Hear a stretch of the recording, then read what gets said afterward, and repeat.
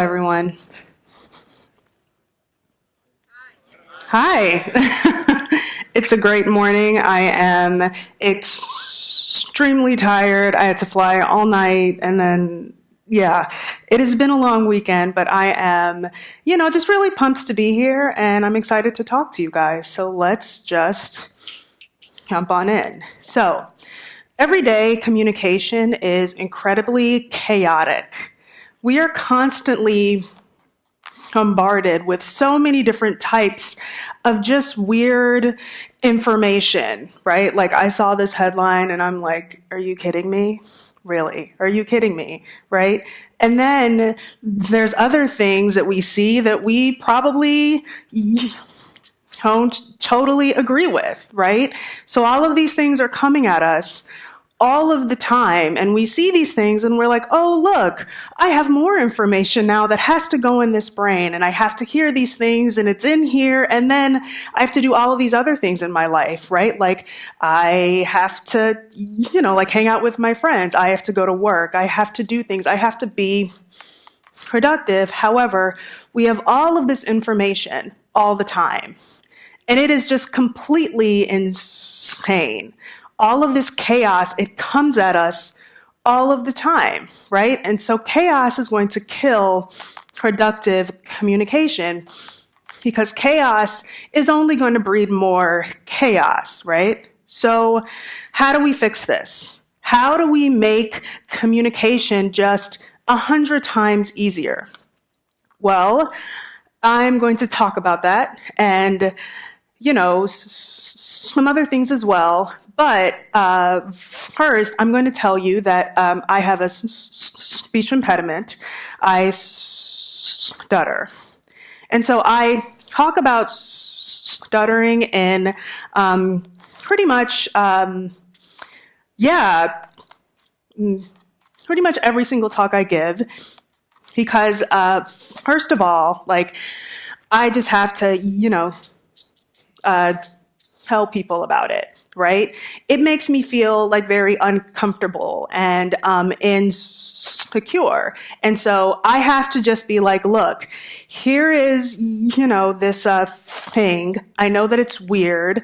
I know that I sound weird. And so I just have to be open about it, right? I have to be transparent because I have to feel more comfortable, right? And so, yes, so I do that because I am, taking ownership, right? I spent, I would say 25,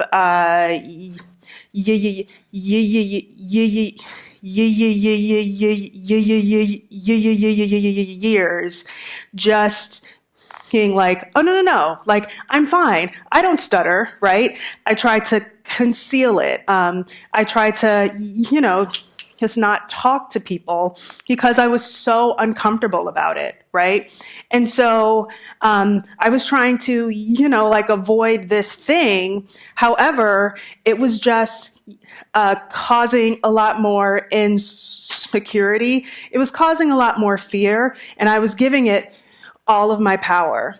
And so by taking ownership, I am taking a lot of that power back.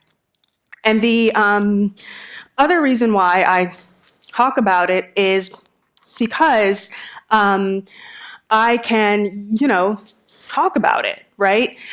I know that I view it as this weird thing. I view it as this thing that just makes me feel awful about myself. However, I realize that, it can be kind of interesting, and people do, have questions about it, right? And so,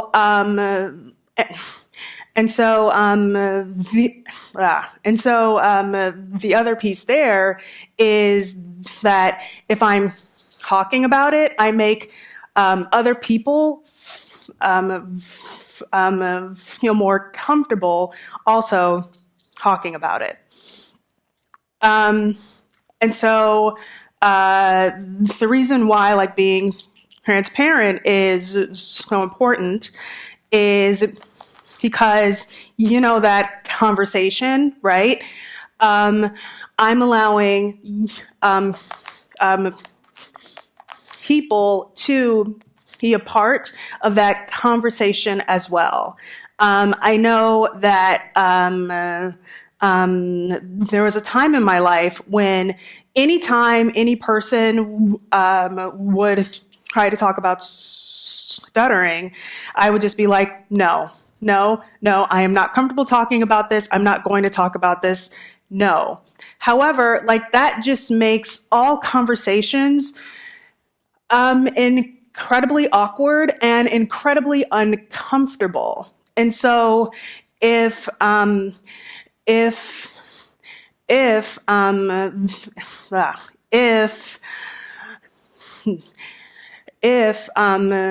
there is a conversation, then,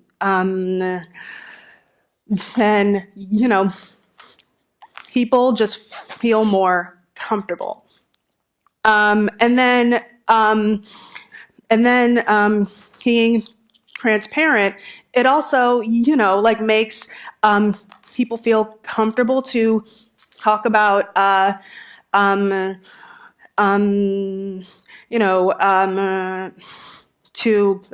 to talk about insecurities and the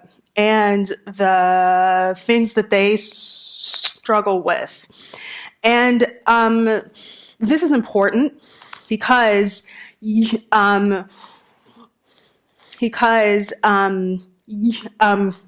able to talk about these things, being able to talk about vulnerabilities, that is going to open the door to deeper conversations and to better connections. Okay, and so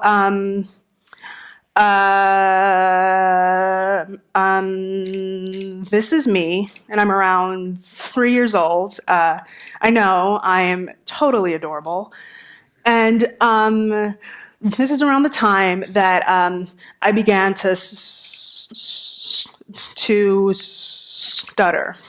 And so I show this picture because, here's me then, right?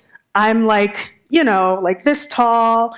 I'm, just a kid, and I'm just hanging out and I'm having fun.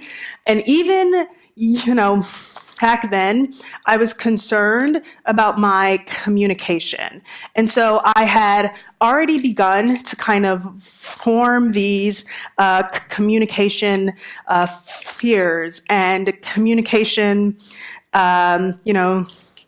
tricks, to where okay, I can't say, keywords. And so I am going to completely avoid all words that begin with T. I'm not going to say teeth. I'm not going to say Tom. I'm going to find any other way to say, yeah,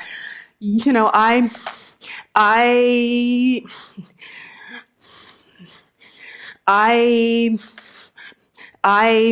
brushed my teeth, right? It's really hard to be I brush these things that are in my mouth, right? It sounds weird when you are, a kid and you're trying to, figure out how to communicate, and you just can't say a ton of words, okay? So again, this is me. I'm a kid. This was about, 30 years ago. And all of that time in between then and, here, I have always had kind of these fears around communication. I've always felt that, I couldn't really be a part of great conversations because of my speech impediment. And so instead of talking to people, I really just paid attention to people. And so I just invested, I would say, all of my energy into, figuring out the, conversation styles and the communication styles of pretty much everybody, right? So a lot of that stuff kind of came in the form of me just completely avoiding situations where I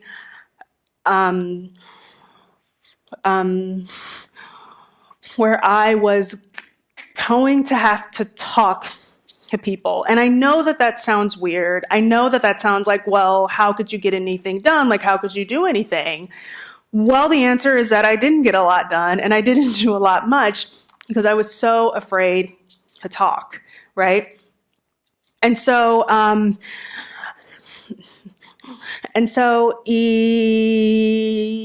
eventually I had to kind of, come to terms with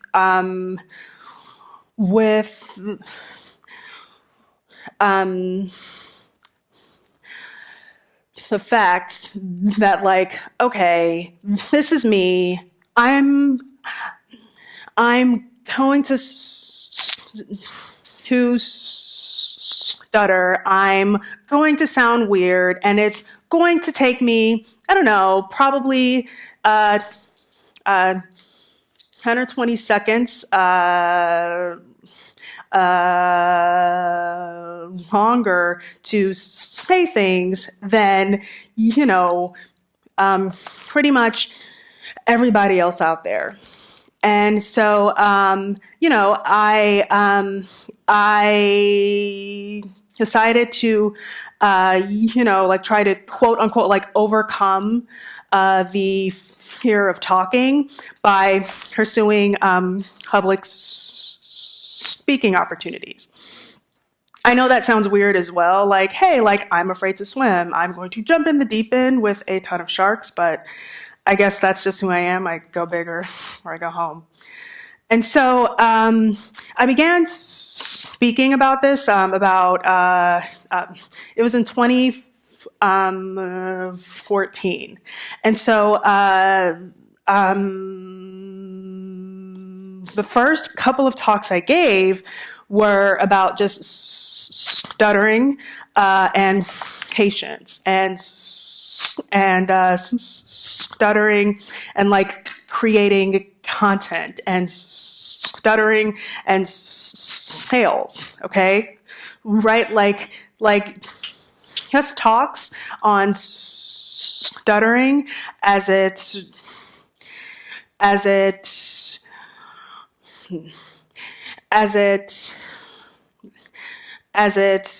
relates to business type of concepts, okay? And so I gave, I would say, like 4 or 5 talks. And so people, they kind of kept coming up to me and saying, like, hey, I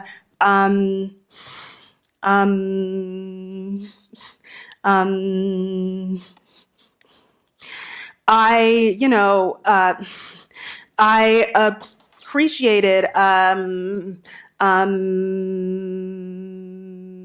that you talked about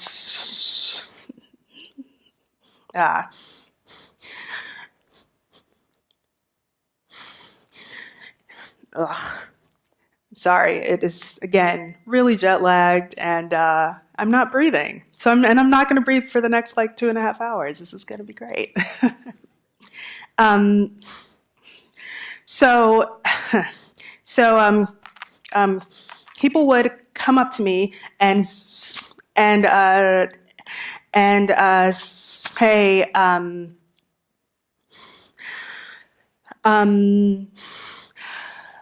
that they just appreciated that I talked about the importance of empathy. And I thought that was weird because I had just spent, like, 40 minutes being terrified and being exhausted and stuttering in front of like 100 people and talking about everything else. And I never said empathy one time. And so, I just didn't like completely understand, like, okay, like, how did I get here? Like, I don't see how you got anything about empathy out of a talk I just gave about sales and patience. But eventually, I kind of just was like, okay, well, it doesn't matter like what I talk about. There is a concept, empathy, that people just keep, coming back to. And so I decided that I was going to, just do everything I could to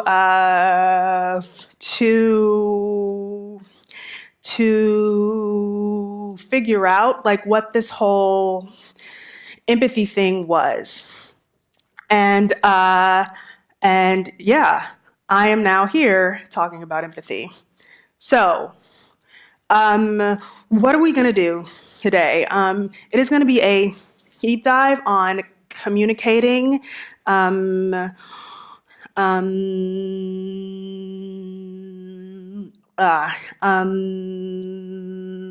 with empathy.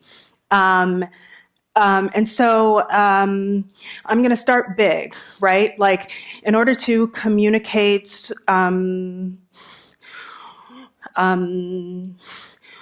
with empathy, you have to know what communication is, and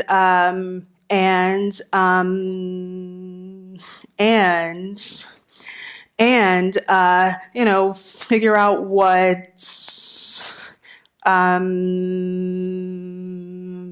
empathy is, right? And so I'm going to talk about those big concepts first, and then I'm going to go down into the weeds and talk about different, types of communications. Yeah, and so then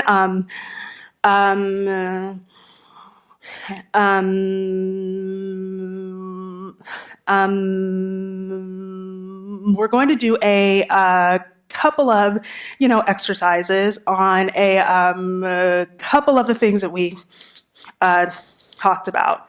So you are going to have to talk to people, but only twice, I promise, and only in the first half of the workshop. So, why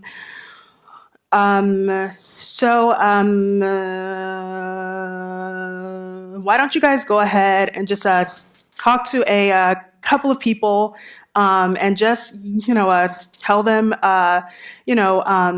your company, your job position, and then two things that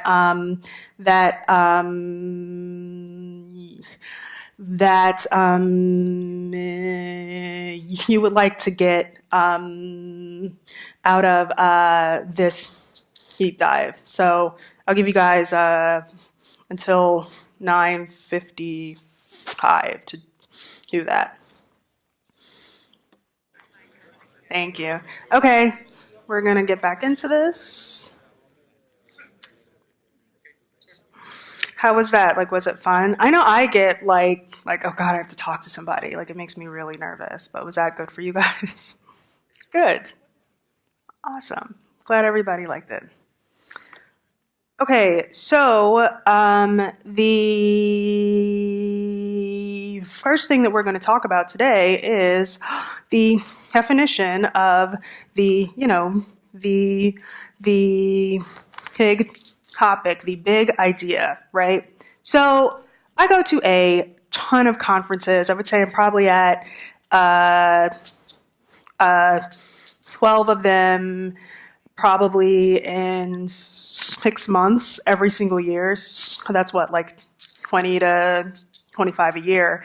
And so I hear like two, pretty basic definitions of of empathy, right? And so the big one I hear a lot is to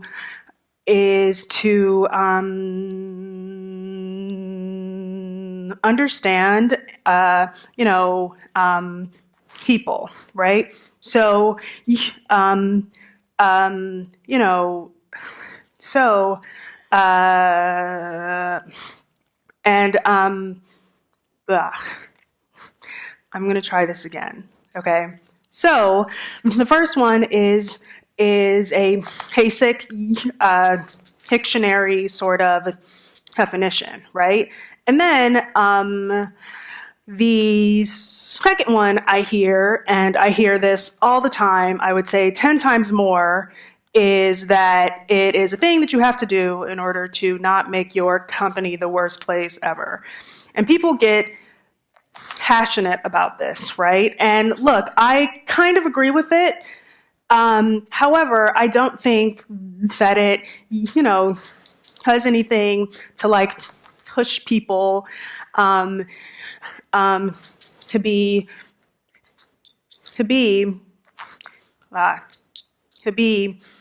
better empaths, right? And so something kind of came to me like, okay, like, how do I teach people this, right? Because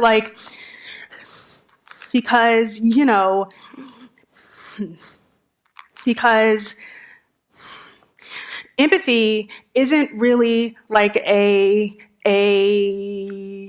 correction, right? It's this kind of like big idea. It's this thing that like people, can kind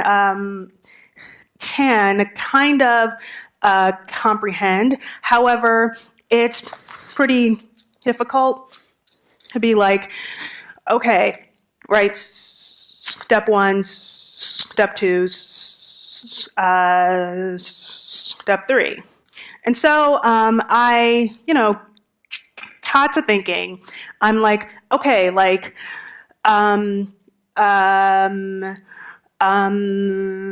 comparable concepts, right? Like they're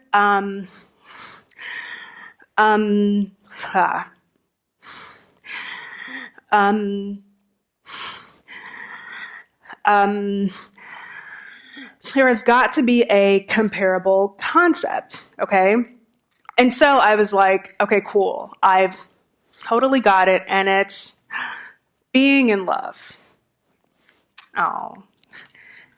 And so, yeah, like I have been in love. I know that probably, people in here have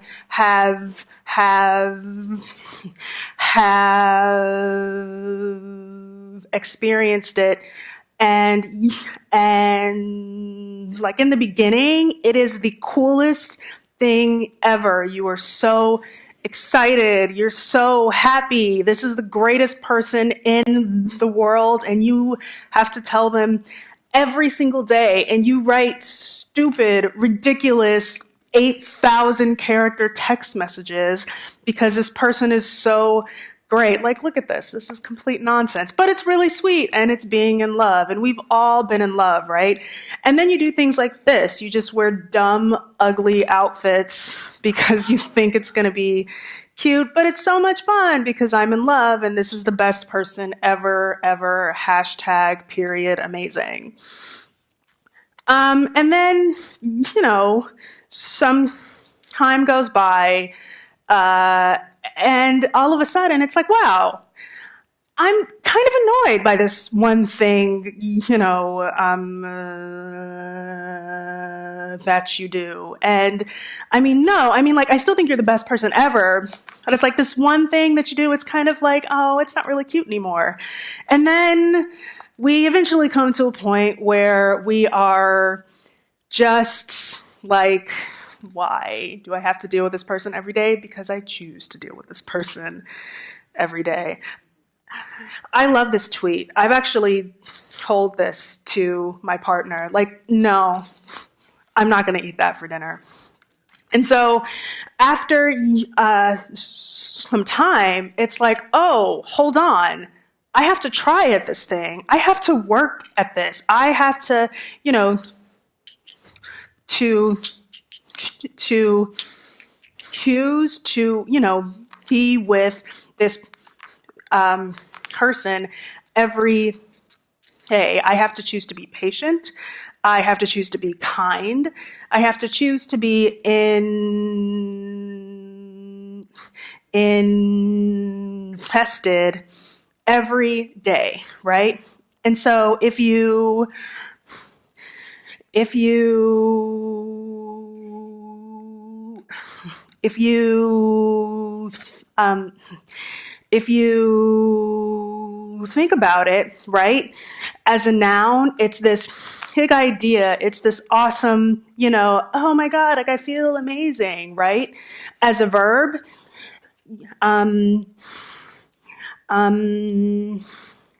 it's a choice, right? And it's a choice,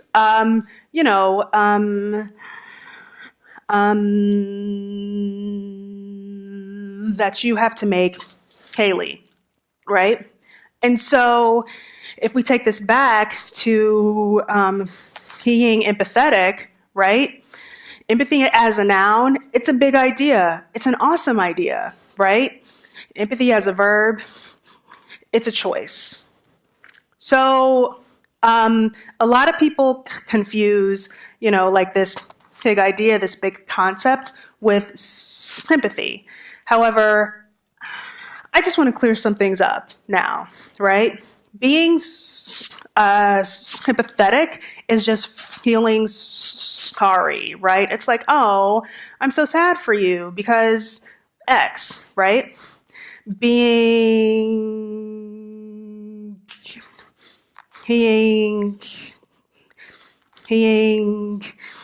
empathetic is a personal understanding. It's like, oh wow, I have been in your shoes and I completely understand exactly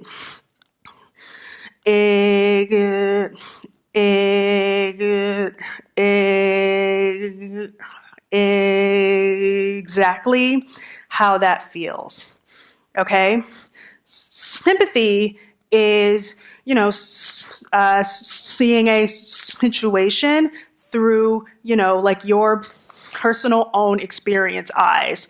Like, oh, like if I was doing that same thing, like I would feel like this, and that really sucks, right? Empathy is, considering like, hey, hold on a second, like they are going through this experience and they already have their own, like feelings and opinions. And so I'm going to try to see it from, like their perspective. Sympathy can be incredibly judgmental, right?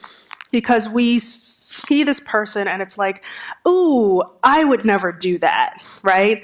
I have said that a million times, and every time I do it, I have to catch myself, right? Because like I'm seeing them and like, oh, well, I wouldn't have done that, and that's just not, that's not fair because, perspective just isn't there.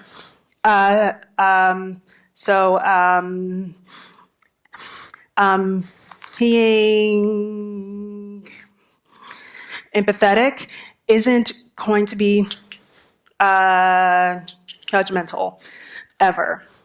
And then finally, sympathy is kind of just like a, hang, right? It's a like, oh, right? Like we can't control when we feel sympathetic, right? Empathy takes practice. It takes, it's choosing it every single day. It takes work and and focus. All right, so bottom line here, empathy is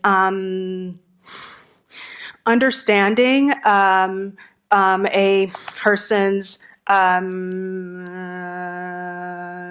feelings, identifying,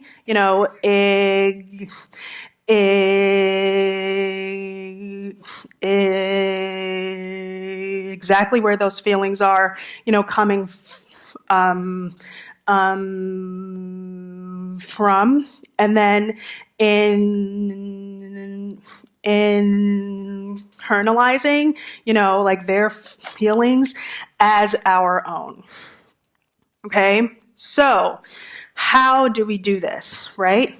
It is, a choice. It is, pursuing, that understanding every single day, especially when it's hard, right? It is extremely easy to, see like our parents, or see our friends, or see, like those people that we have chosen to keep around, and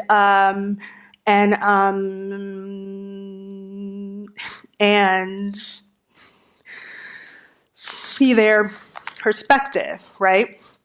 And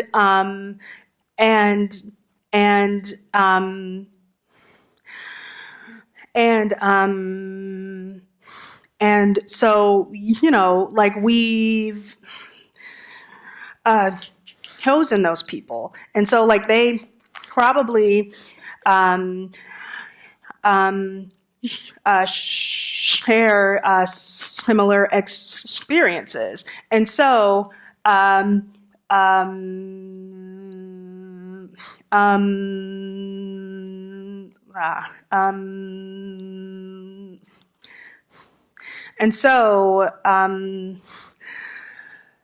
their perspective is going to be, similar to ours. Okay, so that's not,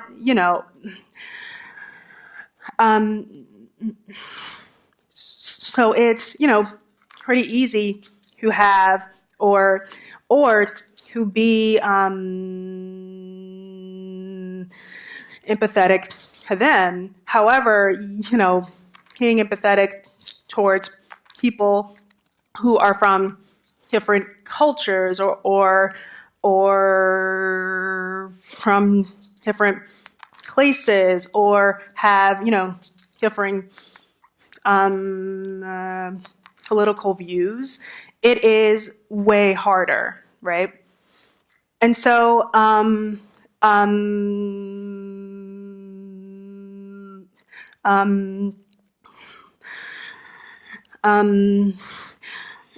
the other way to be empathetic is to, just kind of shift how we,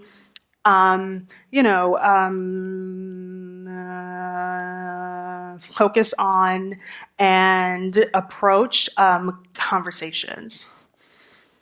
Okay, so we are going to do a quick and fun, because there's an exclamation point, empathy activity. So I want you to talk to a couple of people and tell them a, insecurity, or a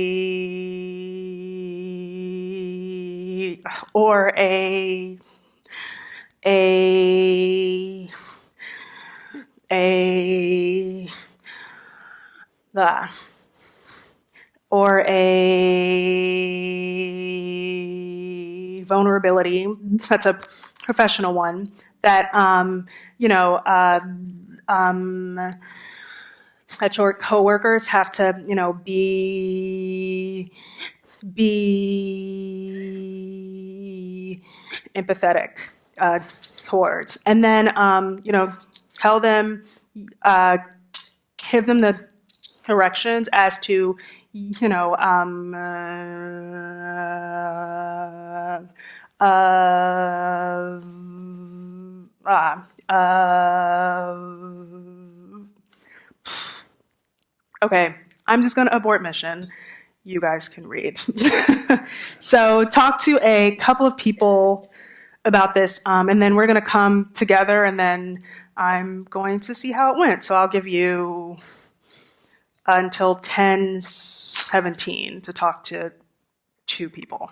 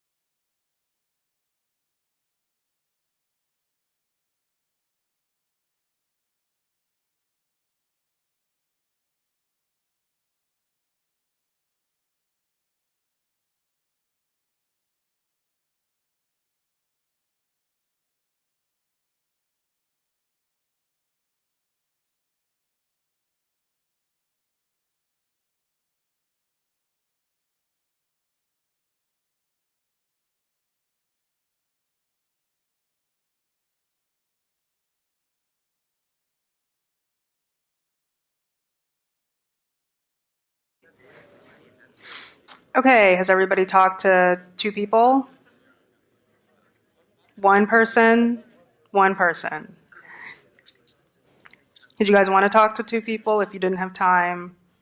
No? Cool. Okay, so who wants to talk about what they talked about? Anybody want to share anything? Go ahead.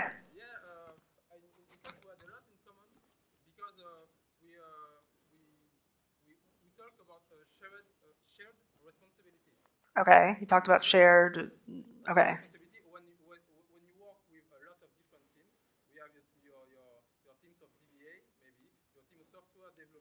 Mm-hmm.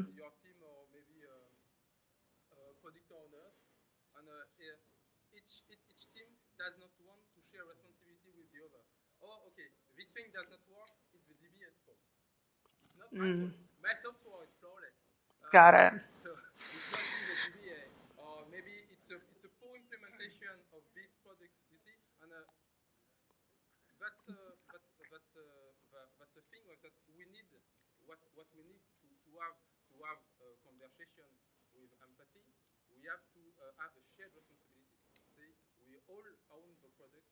Okay. Got it. Yeah. That's really interesting. I don't know if you guys heard that. Oh, you can go ahead. Actually, you have like a handheld mic right there. All right, let's do this. It's not wireless. Okay, so could you go to the microphone? Okay, perfect.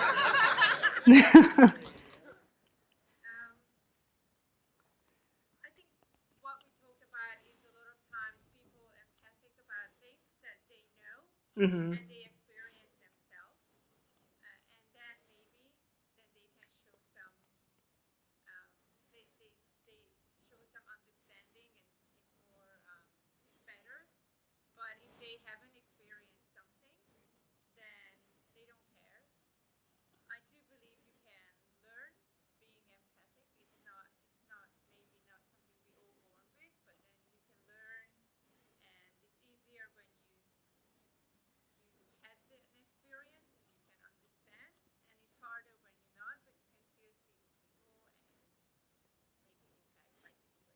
Right.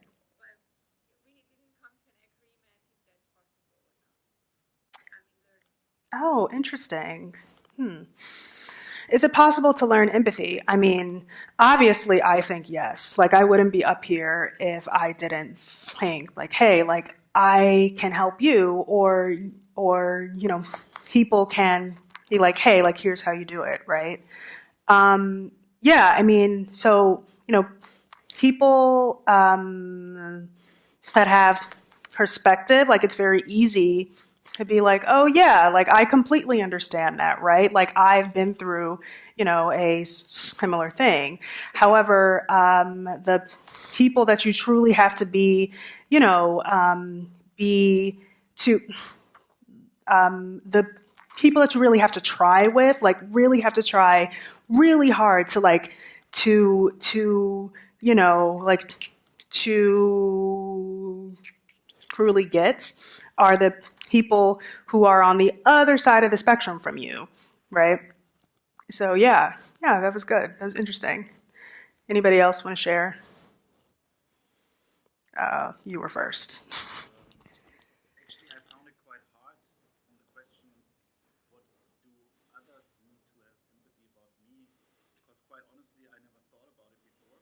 Hmm.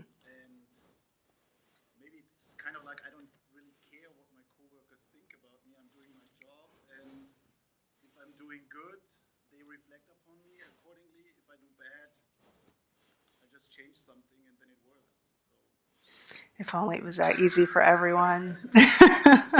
You're very lucky. And somebody over here raised the hand. Oh, go ahead. Oh, go ahead. It's on, right?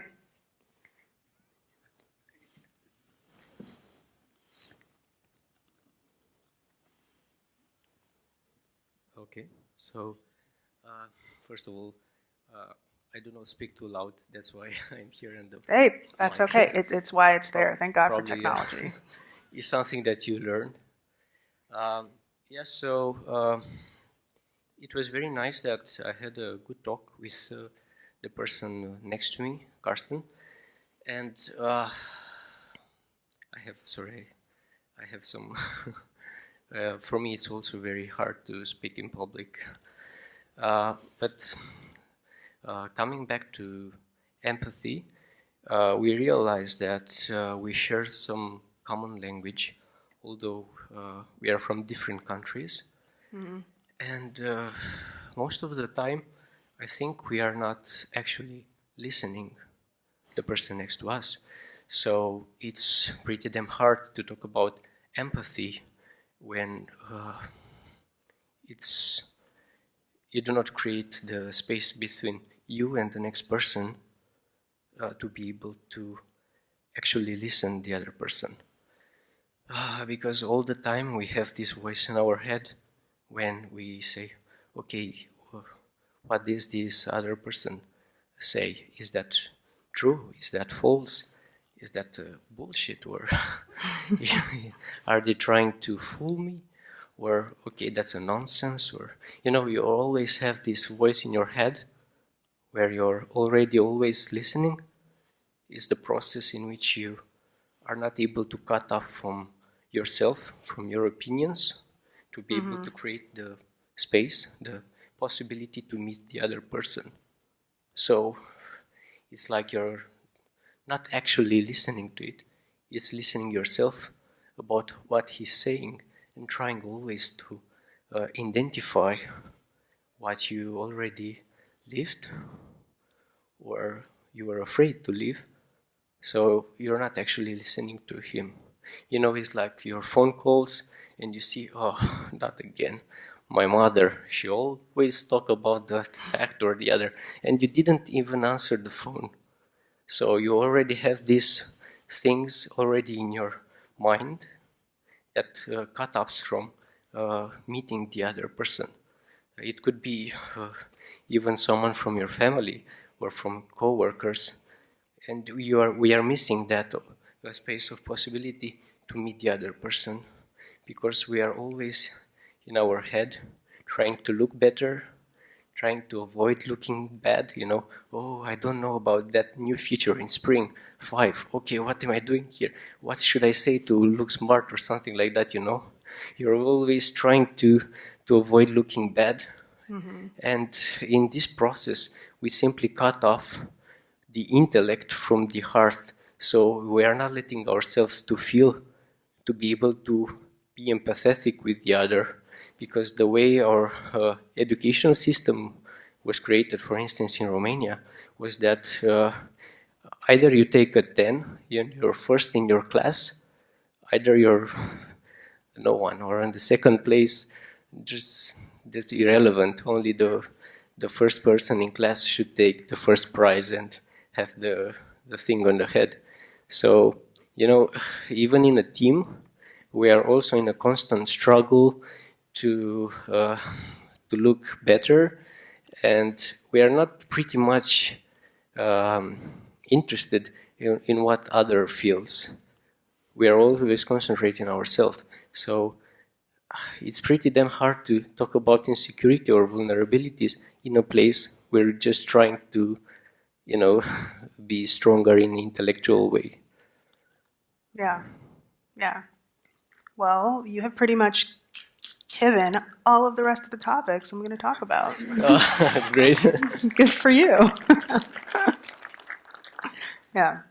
I think that's really interesting, though, right? Like, we're, constantly trying to be the best, and we're constantly trying to be like, no, like, I'm cool, I'm strong, I got this, I completely understand everything. And I think that's a big problem because then,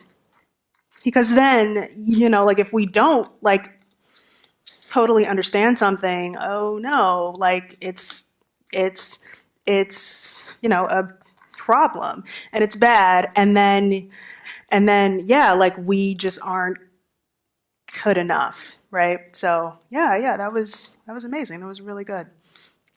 Does anybody else have anything they would like to share or talk about that they talked about with their partner? No one? No one? All right, cool.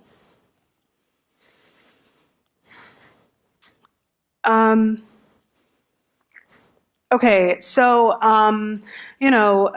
the final part of this here is this quote where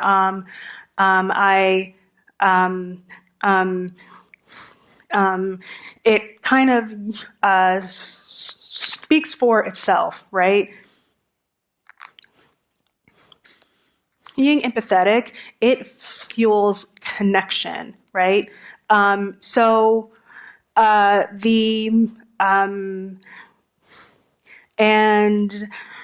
the basis of that connection is going to be, just the patience and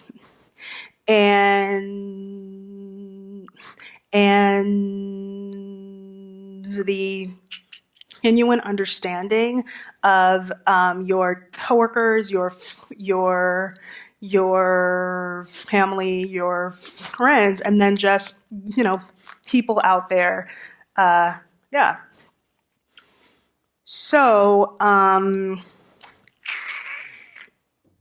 going to give you guys a break. It's going to be what time is it now? It's 10:30. I'm going to give you a break until 10:40, and then we're going to come back and talk more about empathy.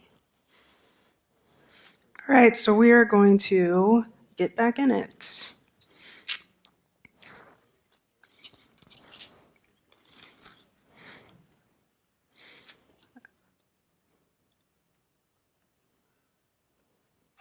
It's fixed. We're good. Thanks. Okay, so we as people are programmed to focus on communication as survival and thrival, right? And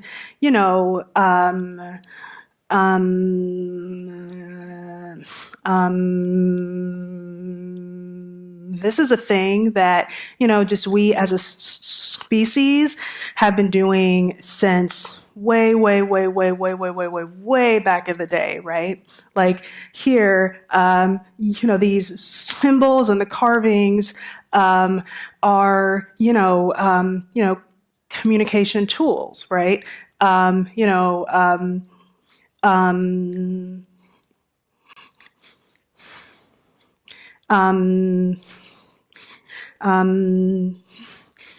Each of these, symbols communicate some, thing or some opinion or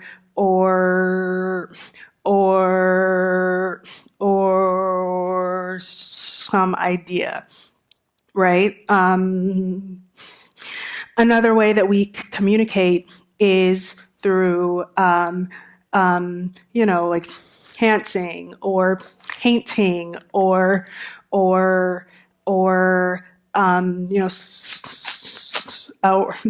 singing or playing things, right? Like even though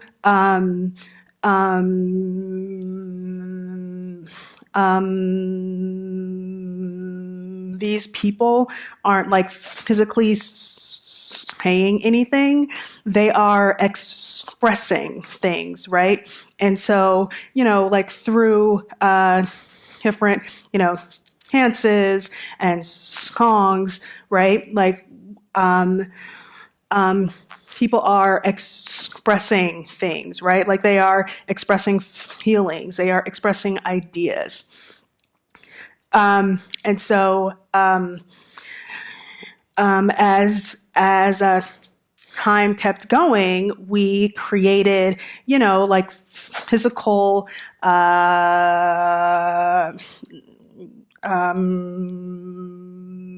physical, letters and physical, communication tools, right? And so you can see him here, like he's painting down like expressions and sayings, okay? And so then it was like, hold on a second, I can communicate with tons of people in in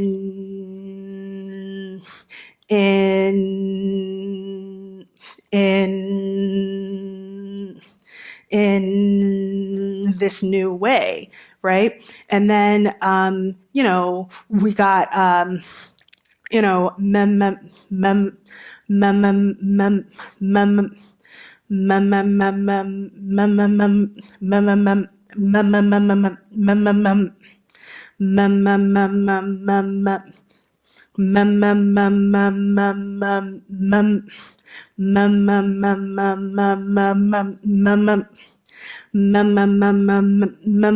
mem mem media out of it.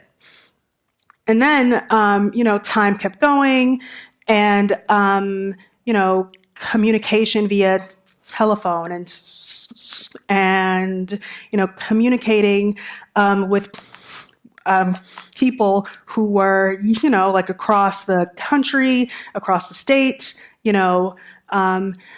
across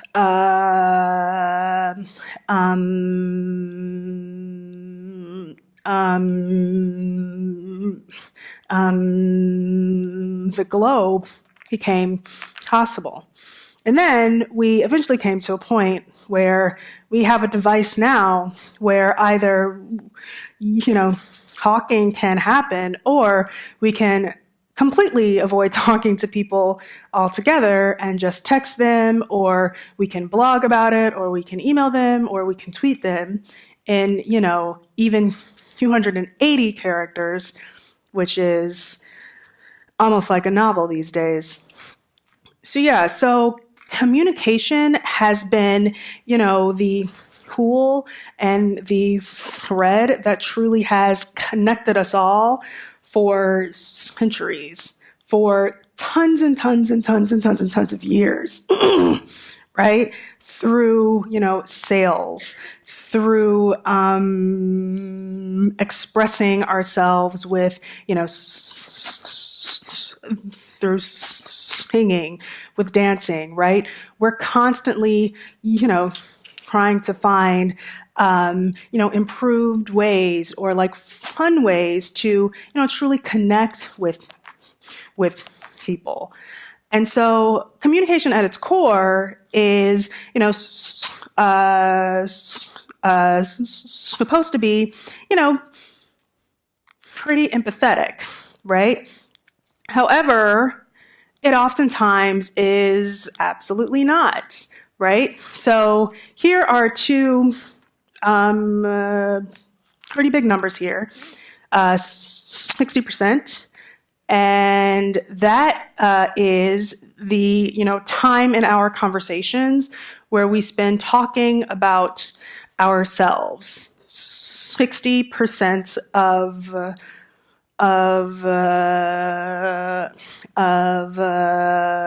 the time, right? And that jumps up to 80% when we are on, Twitter, Facebook, and that is a huge problem, right? So if we're talking about ourselves, all of that time, how much of that time are we actually thinking about ourselves? How much, in conversation are we only thinking about us? Because it's definitely way more than those numbers if, those are the times that we're talking about us. And so, our conversations, we are doing them completely wrong. So I am going to tell you exactly what you're doing. So this is you, and I don't know if Parks and Recreation, have you guys heard of that? Yes, this is Andy. Lovable idiot Andy.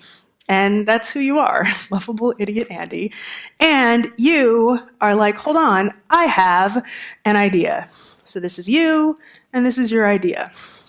And so you're like, hold on a second, like, I think that this idea, I think it could have some legs. And so you think about, like, okay, how am I going to tell people about this idea, right? And so then you figure out, like, okay, like I can, say, like these things. I can use this inflection, and then I can say this, and then everybody's going to laugh, and then I'm going to keep going, and I'm going to say more, and I'm going to blow people's minds, and it's going to be amazing. And then you go to a person and you tell them about this idea, and you just know that they're going to think that your idea is the best idea ever. They're going to think you're so smart and so interesting and so funny and really great. And then they look at you like this. I don't know if any of you know about this show either. Arrested Development, anyone? God, I hope everybody. You guys have got to Google this show. It's amazing. And so, yeah, like they're just kind of like, no, I'm not really interested in what you have to say. And it's because you don't care about having a conversation around this awesome idea. You just want them to love, like this idea the way that Kanye adores Kanye. And that's the problem, right? Like we approach conversations from a way where it's 100% about the self, okay? Like we are viewing it as like, this is my time to shine. This is my time to tell you a thing. And then you're talking right now, but I'm pretty much just holding on until I can talk again. And oh, you're done, great. Let me jump back in more with my genius, right? So we have to fix how we are, approaching these conversations. And so I actually have a story about this because I'm up here and we have 3 hours, so I'm going to tell you. So back in 2004 or 5, I worked at a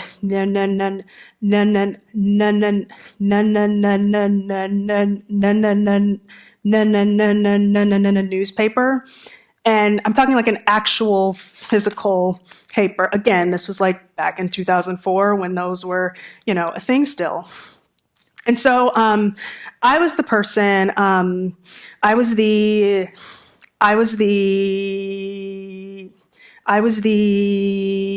liaison between advertising sales, advertising creation, and then the people who did like the blog posts and those things. And so I was kind of like always in between all of the apartments. And so I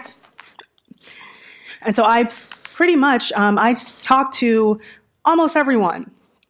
And so again, like this is 2004, and so out of a building of about 200 people, there was exactly one person doing IT. Again, 2004.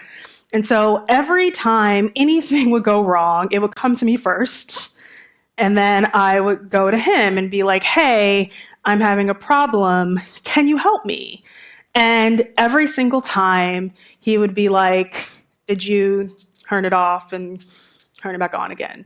Except he wouldn't be like, yeah, well, could you just like turn it off? No. He was like, did you turn it off and turn it back on? Like he was so annoyed that I was like essentially asking him to do his job. And I didn't really understand why he was so annoyed. And so I had kind of come to a place where I did not enjoy being around him. Every time a person would come to me with an idea or a problem, I would just be like, God, now I have to talk to this guy and he's a jerk and I think he hates me. And so, yeah. And so every single time I would go up to him, I'd be like, hey, I'm having,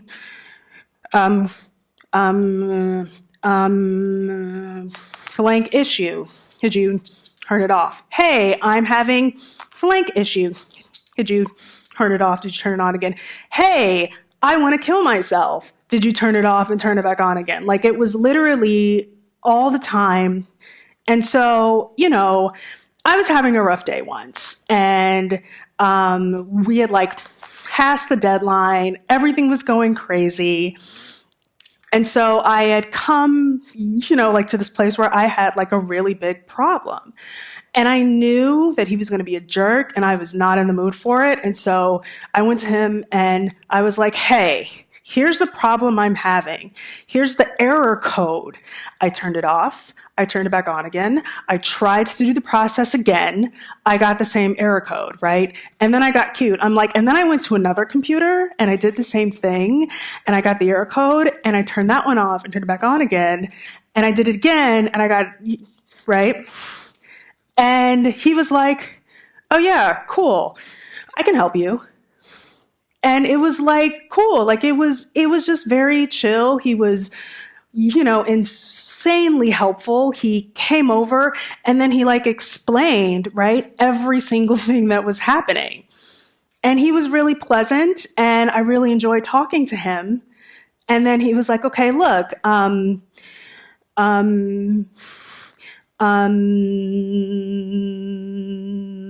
if you have, like other problems, here's my, direct line. And then he goes away, and it was like a really nice, um, um, pleasant experience.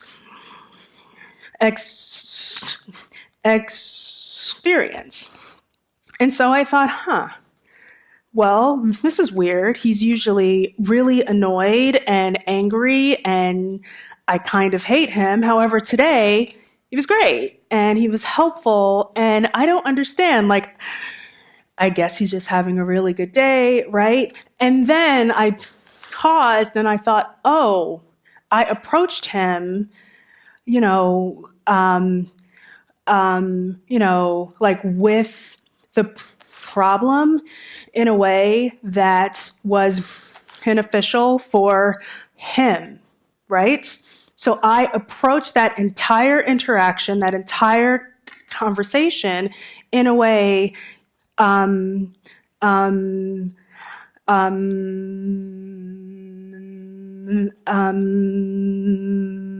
that he could completely comprehend and completely understand. And so that is when it totally dawned on me, like, oh, this is how I should probably approach all of my conversations, right? I finally paid attention, and I finally talked to him in a way that was like, cool, right? Success. So we're going to do a conversation activity. It's going to be fun, again, because there's an exclamation point. So talk to a person about a time where, that coworker who is awful and you hate them. However, the conversation only once was just perfect and great. So talk to one or two people, and it's 10:57 now. I will give you to 10:50 or 11:54.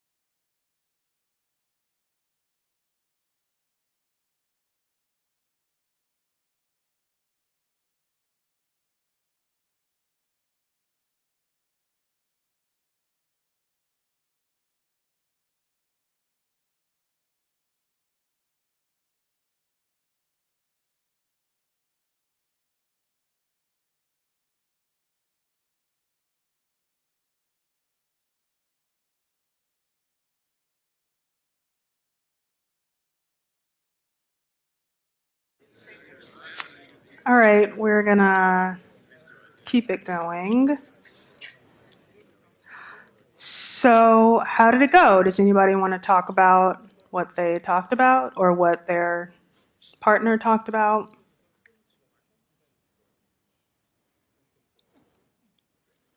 Go ahead. I didn't listen to what you were saying. Oh, it's that if you wanted to talk about what you talked about. Okay, well, maybe someone else wants to talk? Because I was finishing a story. I can share it with all of you. If you want. Sure. Okay. Open forum. So I was listening. I was at my workplace. There is this man who has a totally different opinions about everything, and his opinions are totally opposites of mine. Okay, you have strong opinions about societal issues like feminism, like social working. You see, a kind of maybe we all have this kind of coworkers here. I don't know why. On one time, he was arguing with another coworker of mine, and he was so loud about it. You see, saying that yeah, woman shouldn't be allowed in the same workplace because of yes. You see this kind of opinions. So, I went to him and I said, well, that's not that you are not allowed to have opinions about women. You are not one. so how can you have an articulated opinion about what is it to be a woman in the workplace as you are a white male? You can't. And he said, okay. And he began for 1 hour maybe to explain to me how he came to this kind of ideas. And in fact, it was very well thought of. It was pretty logical. It was of course completely insane, but it was logical, and I understood where he was coming from. And maybe yes, we talked about for 1 hour. We didn't come to an agreement, and we at the end we said, okay, maybe I understand what you are saying. I will never share your point of view, but I understand. That was a pleasant conversation, even if it was totally unproductive, because we didn't come to an agreement. We didn't say, okay, fine, we are friends now, no problem. But we understood each other's point of view.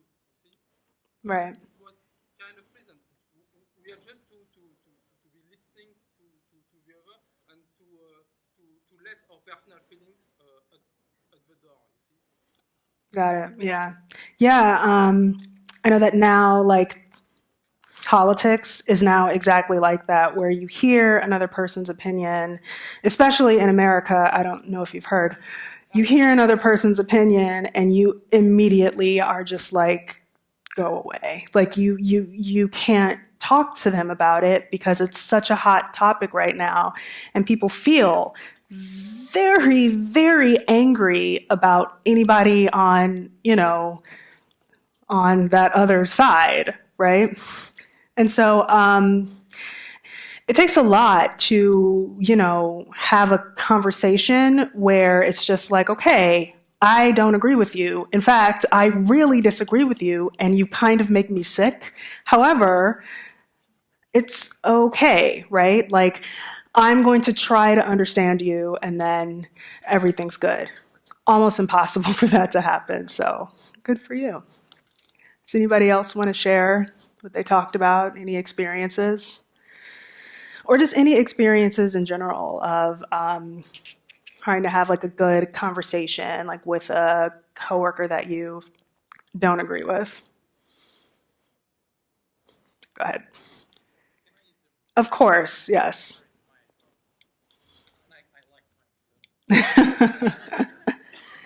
So we came from Lisbon here, and we only wanted to add our 2 cents to the conversation. So we feel humor is a great tool to make the whole thing more lighthearted, let's say.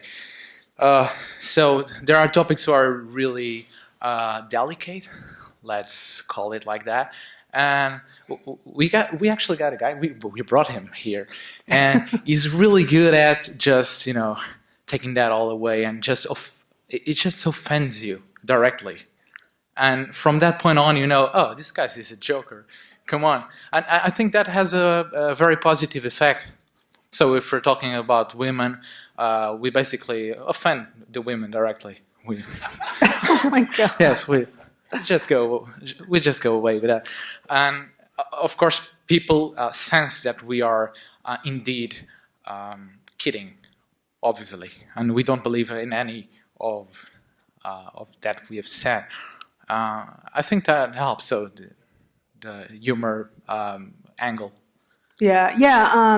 I definitely think though, like that can go wrong, and it can offend people even more. It's like, I'm telling you my opinion, and you're making a joke. Yeah. Then you like offend that, even further. Exactly. Yes. And then it's like it's really hard to then like come together and have a conversation. So I think you just have to be careful with it. But I do that as well, so I get it. That makes sense. You're a bully then. Me? I'm harmless. Come on. I'm going to go back. I'm growing affectionate of this. Somebody else had their hand raised in the front. Oh, did you want to use the mic or yell? I think we first had, both of us had troubles finding someone that we really didn't get along with, and then everything changed. But then we found, both of us, someone that we weren't really on the same page. Mm-hmm. And I think both of us. Oh, could you talk louder? Okay. So I was saying that it was difficult for us to find someone that we really hated and didn't want to talk about. But then hold on.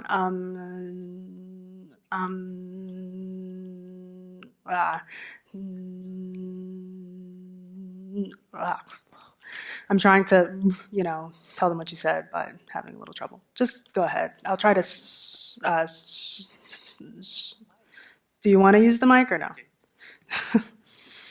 We have totally bullied him into using the mic. Good for us, guys.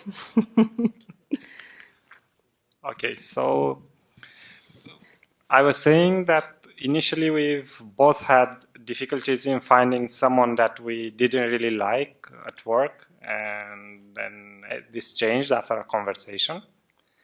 But when we thought about an example, we both realized that it was easy to relate to the other person when talking about things that are not really work specific. So, for example, I gave an example of a colleague of mine, and when we talked about personal hobbies, things went much better, because initially, when discussing about work, it was always like a power fight. But then when we speak about hobbies or what we like to do in our free time, we understand that we like the same things, and Right. that was much better. Yeah, no, I mean,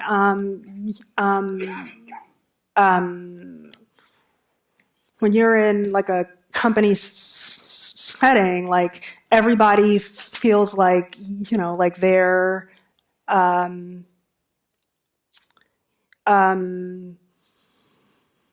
like their like opinions and their ideas, should be heard because they are amazing ideas. And no, like I've done the research and I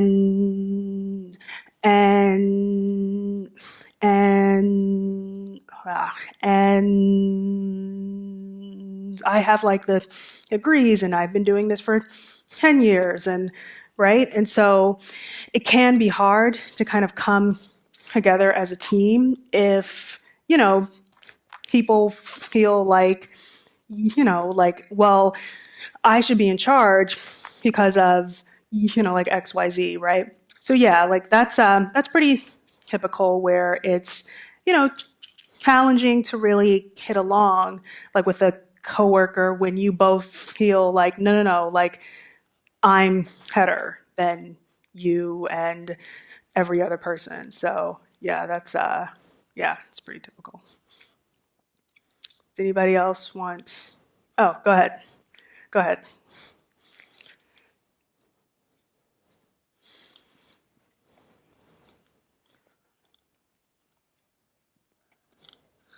Yeah, hi.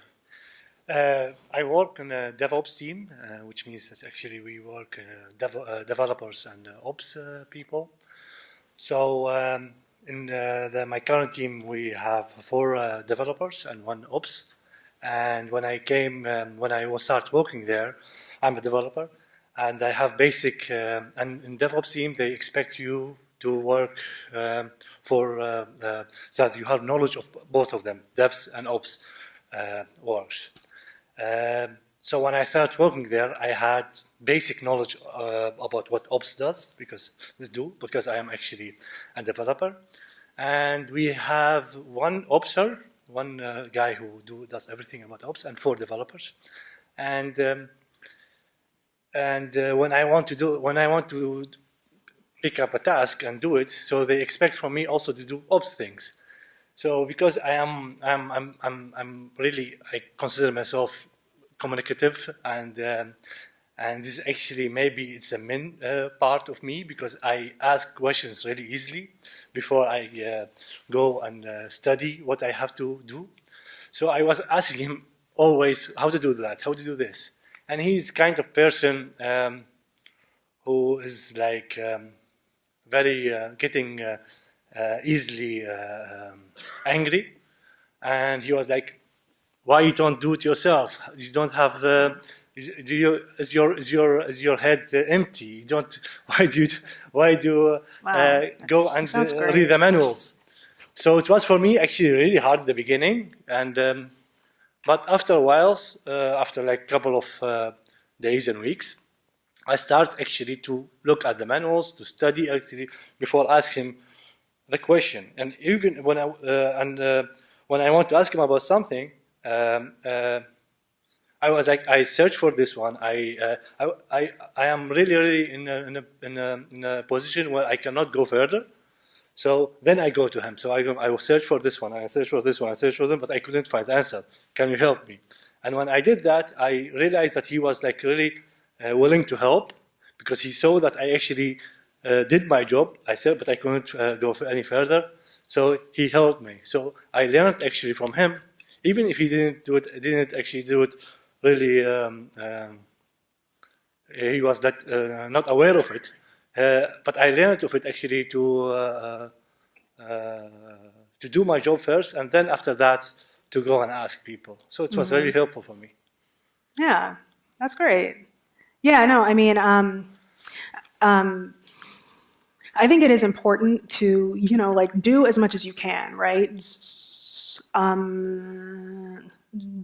it's like, like with, the high that I was trying to work with, right? Like I wasn't really doing any of the work. I was just like, hey, I have a problem, fix it. And then I would like go off and just be, done with it. And so, yeah, like I think that, approaching people, to do things, we really need to, like first, invest time into it and then be like, okay, look, I've done all of this and here's my one issue. And then it just goes a lot easier. Yeah, so that was great. Great story. Anybody else want to share anything? Thoughts, ideas, opinions, feelings? No? Awesome. All right, so now we are going to talk about the true, benefits of like really paying attention to people and really, really, really, really, really listening. Because I think that a lot of us, you know, like we don't really pay attention, right? Like when we're in conversations, we're like talking and then we're just like hanging out until it's our turn to talk again. So, oh, I forgot I put that there. Yeah, so why it's important to just be quiet for a couple of minutes.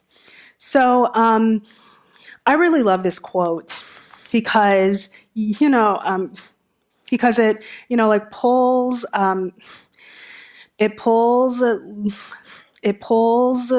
listening into, like this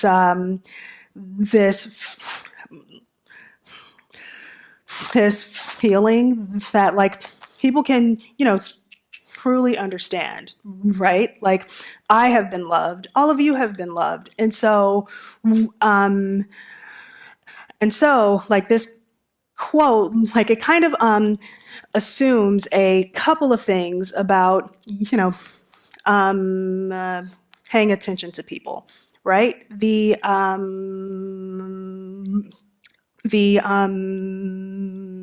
first one is that paying attention, it makes people feel incredibly important, right? And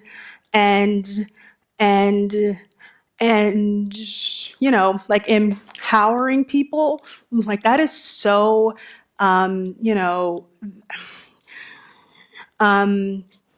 just doing that, it gives people confidence, right? It makes people feel like their opinions and their ideas are incredibly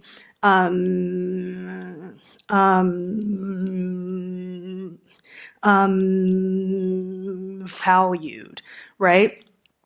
And so if people feel, that their coworkers truly value them, then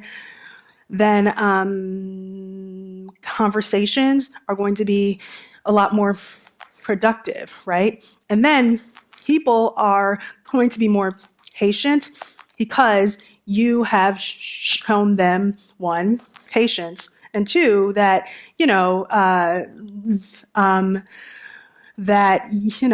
like they are, that,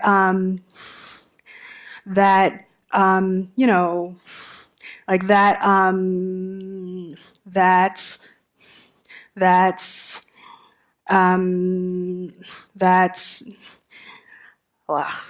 try this again. So, it encourages people to be patient because you are, empowering them and you are, encouraging them. And so they are going to do the same things,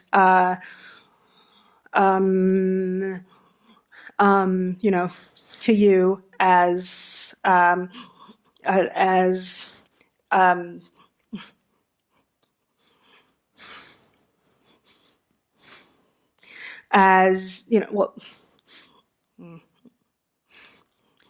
also. And then finally, it, encourages people to be kind, right? If we're paying attention to people, then, like they feel like, hey, this person thinks I have something to say. And so they, probably aren't, terrible people, right? So the problem, though, is that it is incredibly hard to like truly pay attention, right? Because, we are constantly surrounded by a ton of other things, right? We have so much conversation going around. We have tons of things that we could, be talking to or communicating with and like all of that stuff. It's so hard to really pay attention to people when we have so much noise, okay? And there are tons of different kinds of noise, right? There's, the physical noise, and that's things like the printer going and the background, or like car horns, or like people like talking on the phone, right? So yeah, like those things, like we are constantly hearing those things all of the time. And so, paying attention is, just a tad bit harder. And then we have psychological noise, and so like these are things like you got into a car accident and you are concerned about like the price of the deductible, and it's like kind of like, oh God, right? Or like something is going on at home, right? Like those things, it take up space, and we're constantly engaging, and then we have physiological things, right? So you could have a cold. You could, have shoes on that are like, tearing up your feet, right? So like, those are the things where it's not, in here, and it's not, surrounding us. However, it's taking, our attention, to different places. And then there is semantic noise, and I think that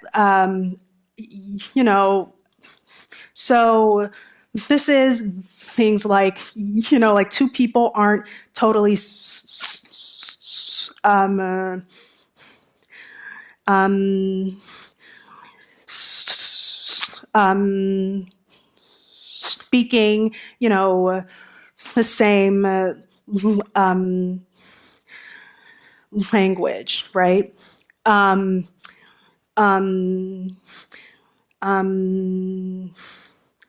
A lot of times, especially like people who are brand new in companies, like they don't hear, like the tiny things because of this semantic noise, right? Like all of us have our own, kind of vocabulary, have our own, conversation types. And so a lot of the times,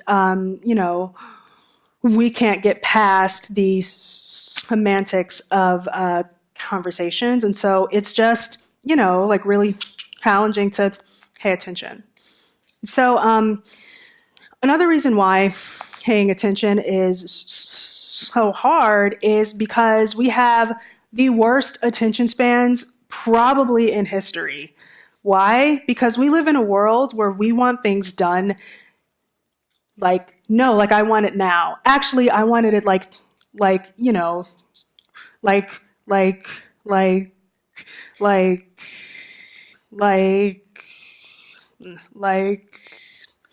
20 hours ago, but now is fine, right? And we are constantly seeing things as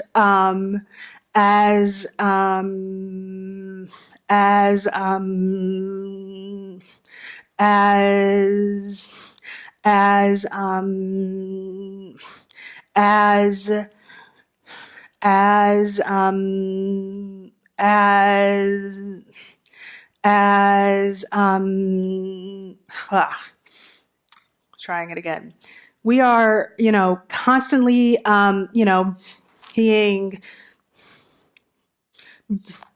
being like told about things as,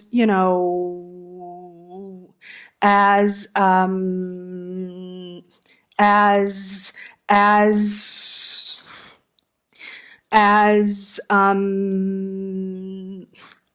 you know, as they are transpiring, right? I know that there was a shooting in Texas, and I was on Twitter all day just trying to get all of the news I could. I could not wait. I needed to see things, you know, like right now, right? Our attention spans are completely awful, right? And then, you know, an extension of that is that the person talking, like, I don't know if I'm actually going to want to hear them. I don't know if I'm going to want to hear, like, you know, like their ideas on things. And so I don't want to be patient, and I don't want to hear them out. Another reason why is because we are biased, and we are incredibly biased, right? Studies have shown that, you know, like we, you know, consider if a person is competent within the first 7 seconds of them talking. Think about that for a minute, okay? I'm going to count to 7, and that's how long it took you to figure out if another person is competent. 7 seconds. And so there are a couple of type of biases in play here. The, you know, first one is a bias against the speaker, okay? So hypothetically, you don't like Donald Trump. And so anything that comes out of his mouth, it doesn't matter if it's, you know, like smart, it doesn't matter if it's dumb, it doesn't matter if, you know, you could be like, okay, I could see your point. It doesn't matter. You're already going to be biased against him because because he's Donald Trump, and you're like, no, I know, right? You don't want to give him a chance. And then there are biases against certain topics, right? So I don't code. I'm not a developer. However, I've kind of gathered that there are people out there that hate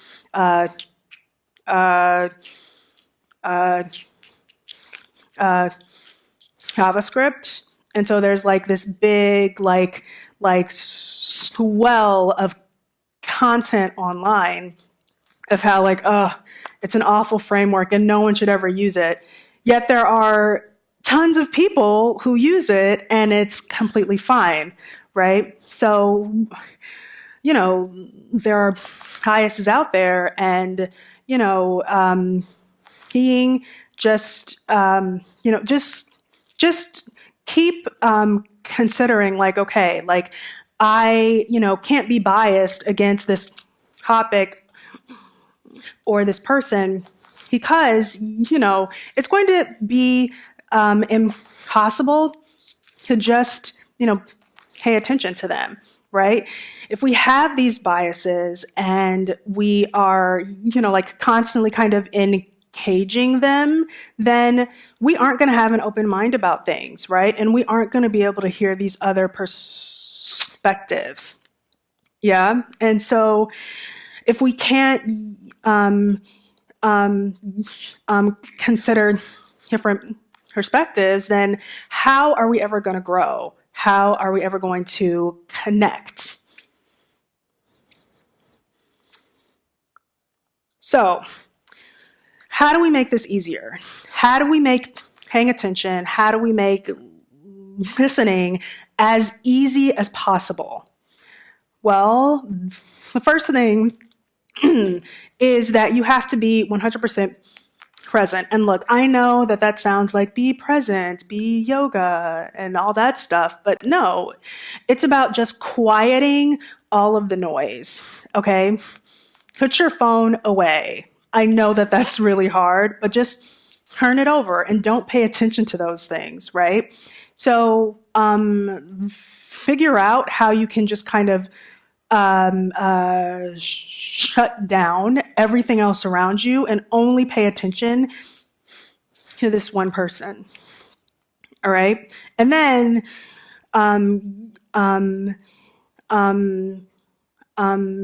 focus, just the proper amount of time and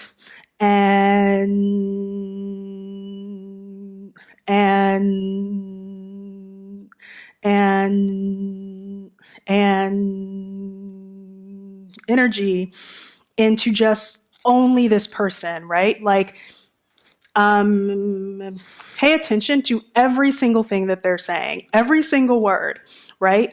A lot of the times, like, we hear, like, hi, I'm blah, blah, blah, blah, blah. I'm not really paying attention. And I'm from blah, blah, blah, blah, blah, blah, blah. Oh, cool. That's awesome. And then blah, blah, blah, blah, blah, blah, right? We have to pay attention to every single word and, try not to just take in the key points. And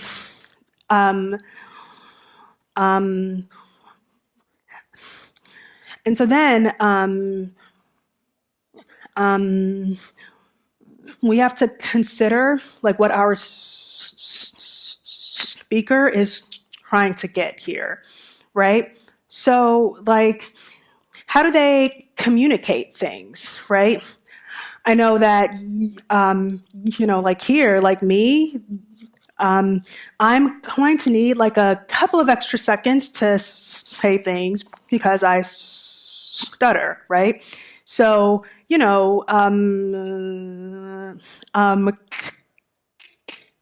consider that they might, consider that they don't have the same sort of communication style as, like you. And then how do they, consume information, right? So, some people can, talk about a thing that they've only kind of skimmed a book about, and they could talk about it for hours and hours and hours and hours and hours. However, there are other people who, like they consume things at a much slower pace. And so,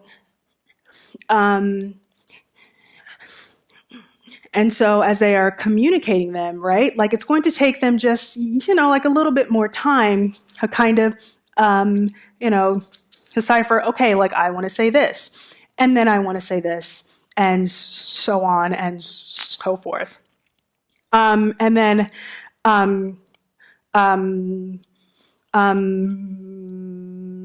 this final point is kind of just a courtesy thing, right? So like dealing with, someone on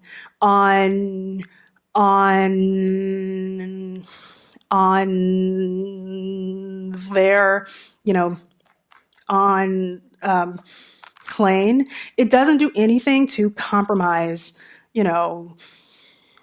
your plane.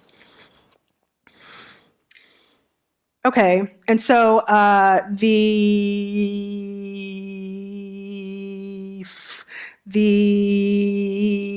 final way to pay attention to people is to, tell them, the key points that they said. Okay, so there are a couple of reasons why here. The first reason is to, be like, okay, I just want to make sure that I like heard everything that, you know, you were saying correctly, right? I feel like communication breaks down, you know, because clarification issues can just tear things apart, right? So if we are clarifying their comments, we aren't going to have a ton of those communication issues. And I said to clarify any confusion, obviously. And then,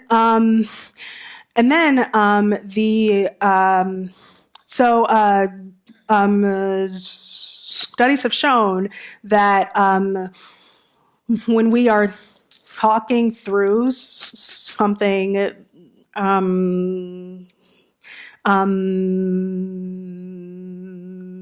that's considered, you know, like brand new information.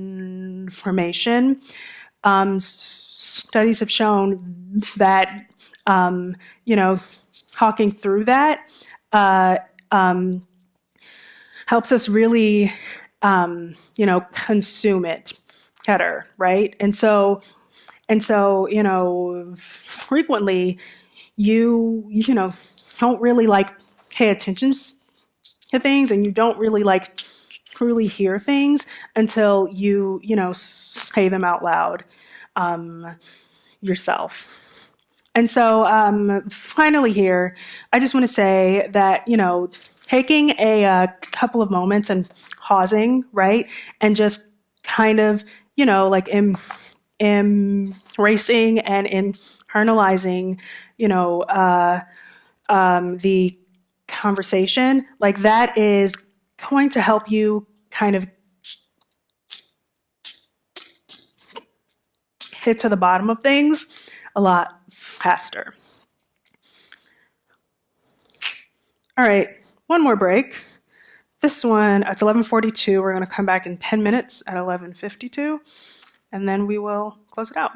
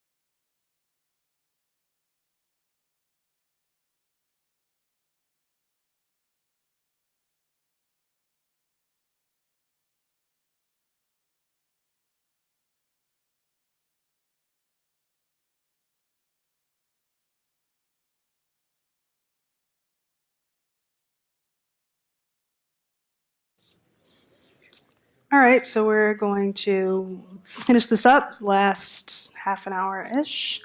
So I've talked about, paying attention to people. That's a very important part of the conversation. And so now I'm going to talk about speaking to people. All right. And so before I talk about that, I'm going to talk a little bit more about me. So the really interesting thing about stuttering is that it kind of, formed my entire, opinion of communication, right? And so, I know that I talked about how, I would avoid situations where I would have to talk to people.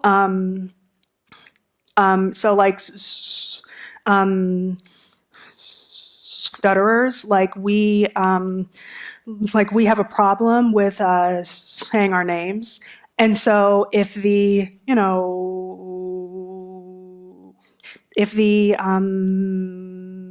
first thing that I'm saying to someone is hi, I'm and I can't say my name, it's a very uncomfortable situation, and it's a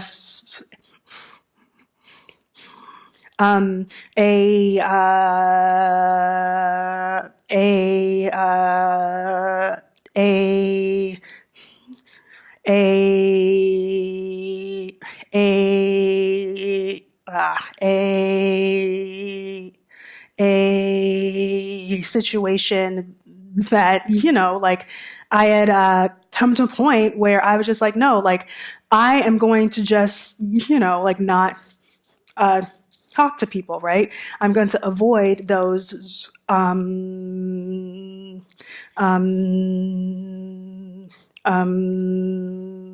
situations.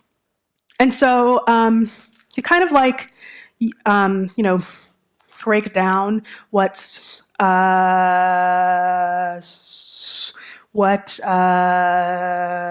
stuttering is like. It's kind of okay, you have something that you are trying to communicate. Exactly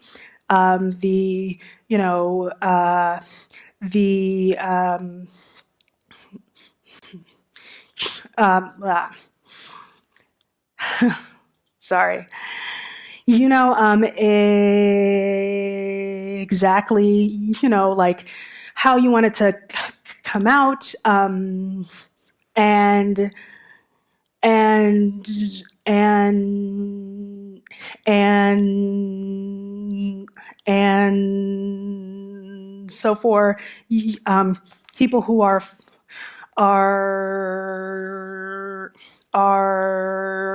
fluent, you guys just start talking, right? For a person who stutters, you don't. You are okay, I'm trying to say this thing. I'm not going to be able to say that word because it has a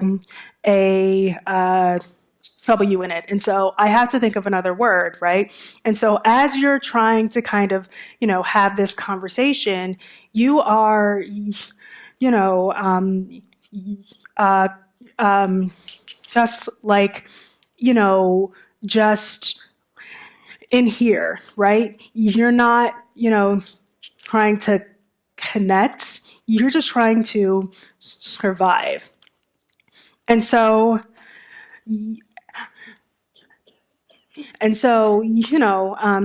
I kind of come to a point where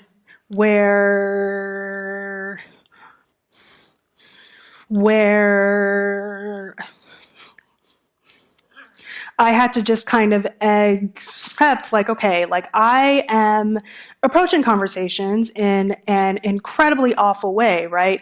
I'm only talking about myself, right? Like, here are the numbers again, right? This 60%, like us is just talking about us, right?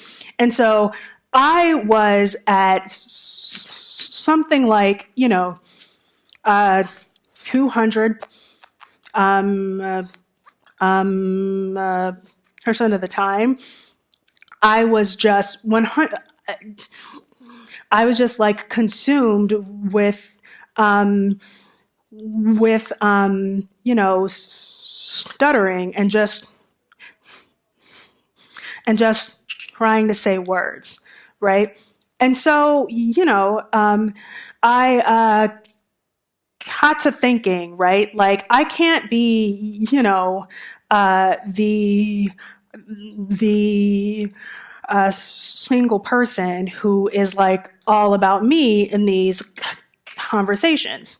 And it turns out that all of us really, really love talking about ourselves because it makes us feel, obviously, pretty amazing, right?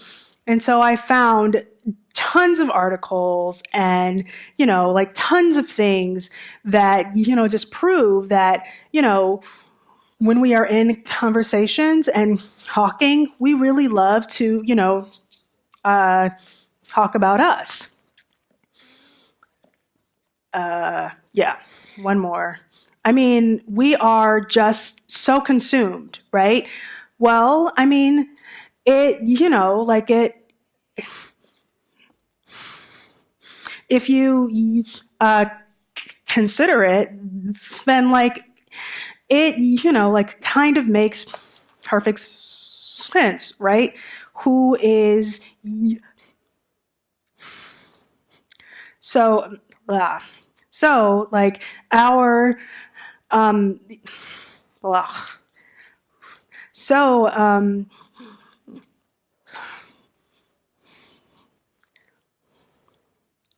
who is your, favorite person? It's probably, you, right? And so, like, we are constantly talking about ourselves and, thinking about ourselves that we don't ever consider, like, hey, like, I am talking to a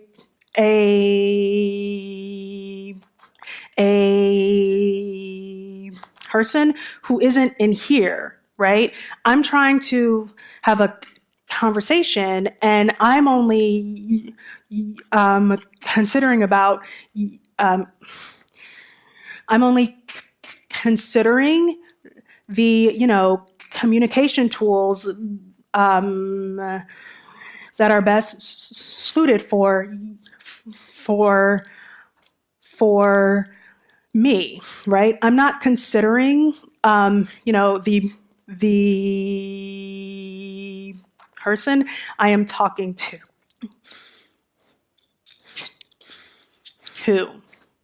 And so we approach our conversations from the same sort of health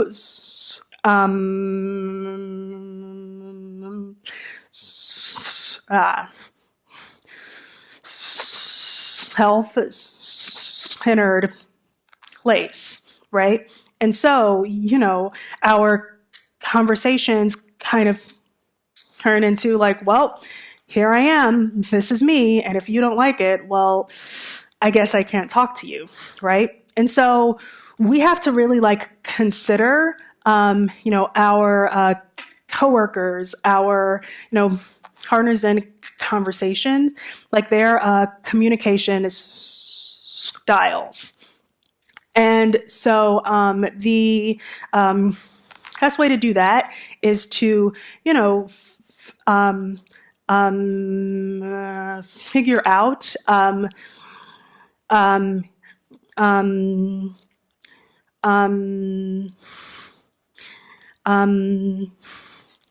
if they are, an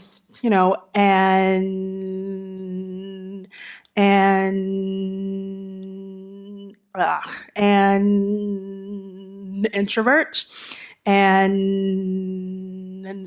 an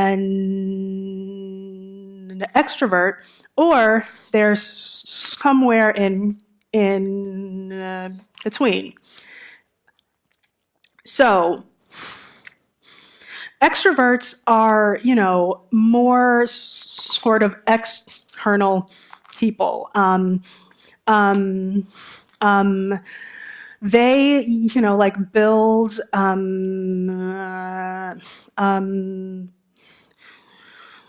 relationships in a more conventional way, right? So they are going to be more like talkative, just in general, right? And so like they think out loud, right? So if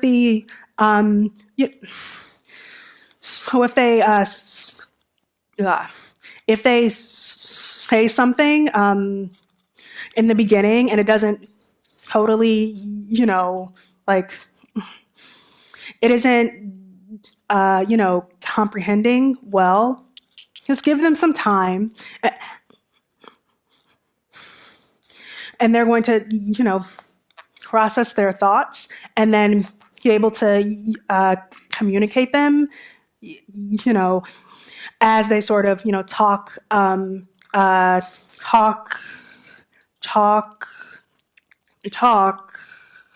through them, right? And so these are the people who derive a lot of their energy from being around people all of the time. And so, it's going to be pretty easy to approach them with things and talk to them about things because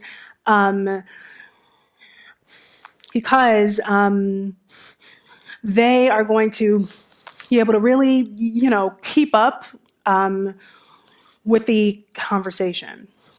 So on the opposite end of this spectrum is introverts. And so introverts are more to the point, right?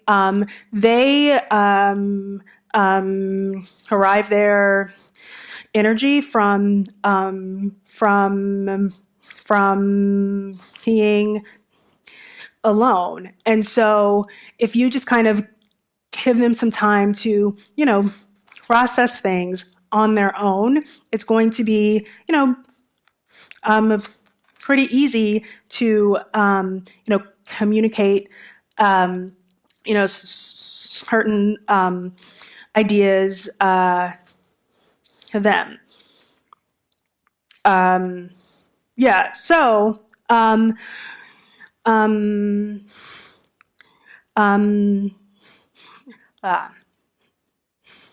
and so the final category is ambiverts. So a lot of us here, we aren't, like extremes, right? And so ambiverts are going to be, somewhere, in the center of this spectrum, right? So, we have, they have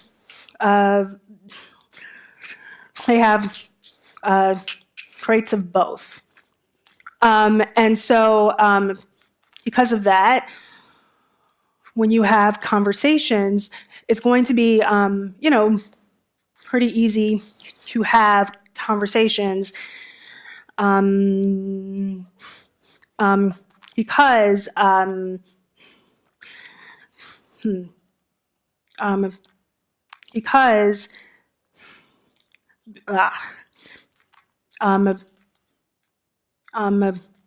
because of their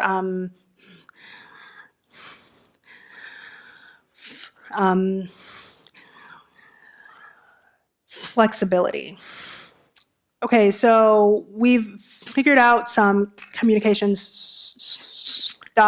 However, I feel like the best way to kind of, figure out, conversational approaches is talking about,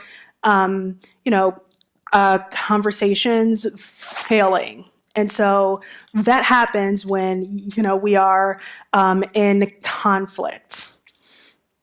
I'm going to skip through a few of these because we're running low on time. I'm just going to tell you that I love Twitter. Oh, actually, this is funny. I love Twitter because of tweets like this. So it was great. Here's another one that I really like. I think it's really funny and all that stuff. Clever. Oh, sorry. Did you guys want to read it? There you go. Really clever. So, the point I was going to use here is that, like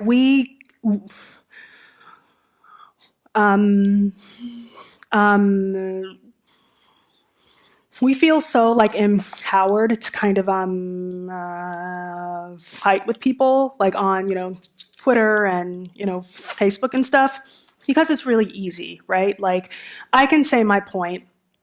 And then I can find people who are going to be like, yes, all about my point. And they're going to be so into your point and so invested, right? And then it's people on the exact opposite side who are going to be like, I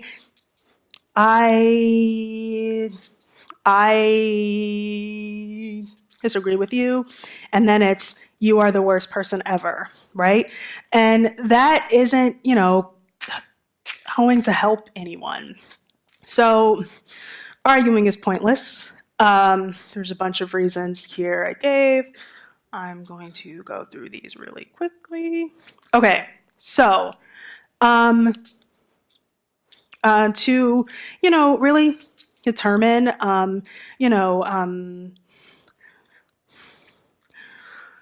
fighting fair, we have to first determine, the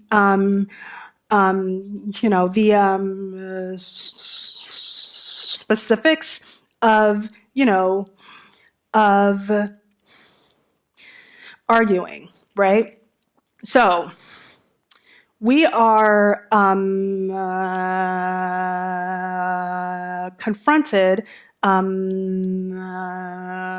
with a person who disagrees, right? And so we have two choices, right? The, first one is to be like, okay, I don't agree with you, but I would like to hear everything that you have to say, all right? And so, the product of this is getting some perspective, one, and then two is, a spirited debate, right? And so debates are good because,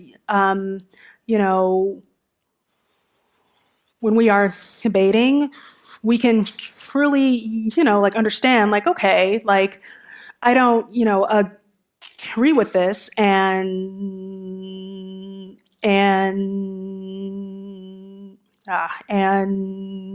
I have a counterpoint.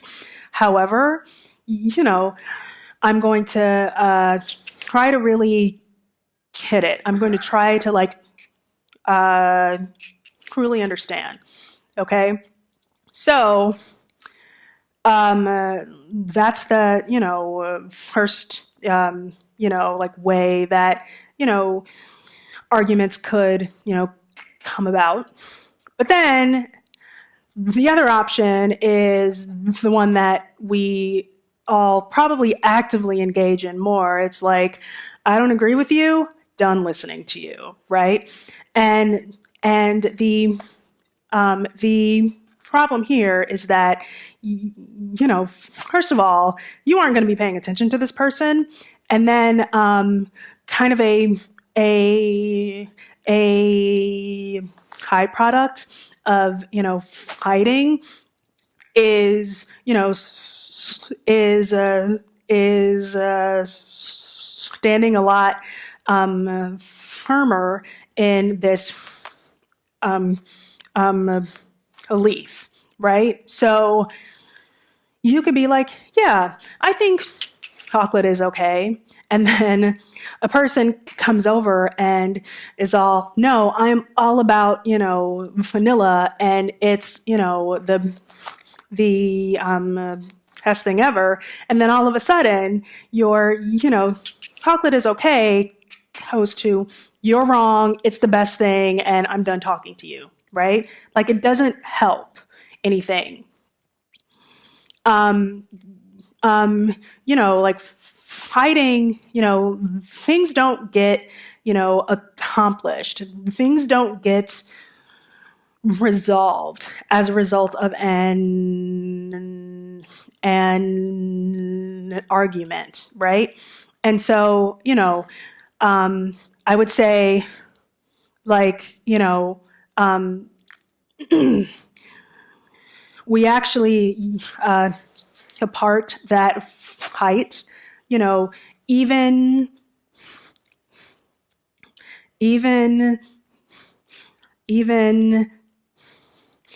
angrier than, we began it.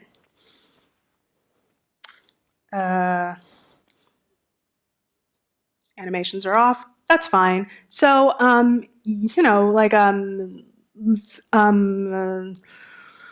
things don't get accomplished because, we, see that they're talking, and we can, hear, the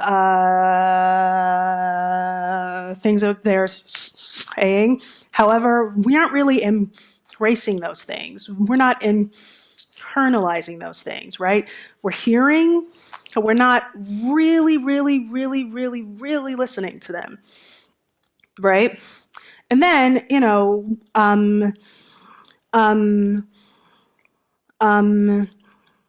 we don't have the perspective, right? So, like, we're, just, we're fighting,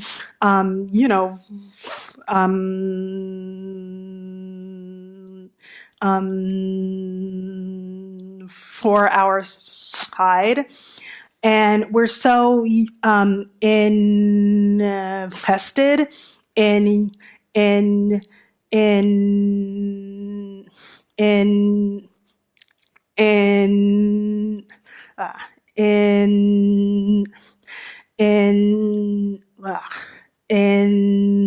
our side that we aren't getting any of the perspective that, that can help us, kind of come to that common ground. So, arguing is pointless. However, differing opinions are so important to teams' success, right? Like, diversity and inclusion,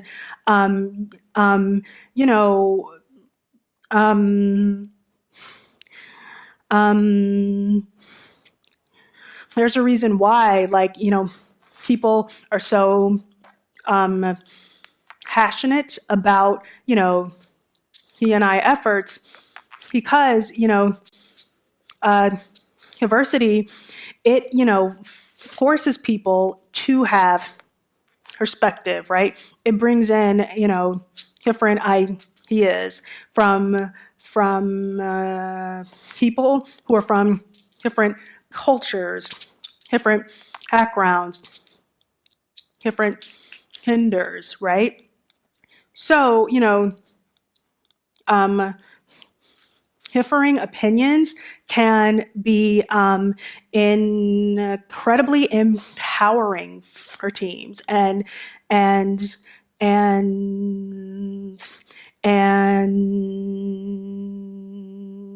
improve, a team's success rate, right? So how do we fight fair? Okay.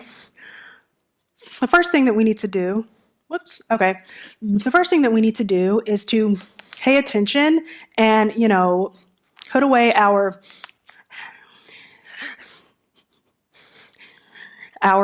biases. So how do we put aside biases? Well, the, first way to do that, and the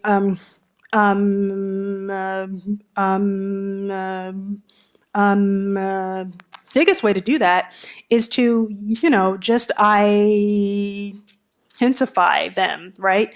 If you have a bias, against, females, if you have a bias against males, if you have a bias against people who, are from a culturally diverse background, then you can tell yourself, okay, I know that I'm going to go into this conversation. I know that I'm going to be biased. So I'm going to first, just point it out. And then I'm going to pay attention to them as if they were just another person who were just talking and not a person who I am biased against for all of these,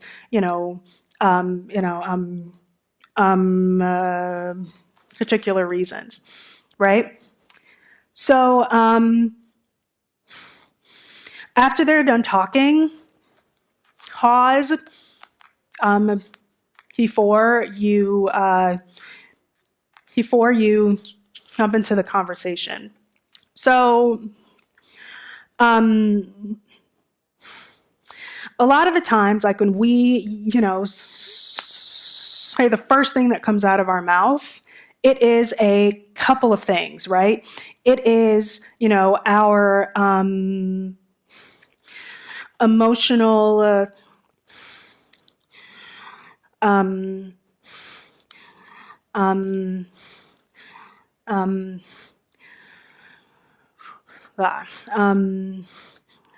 reaction, and it's not our, factual,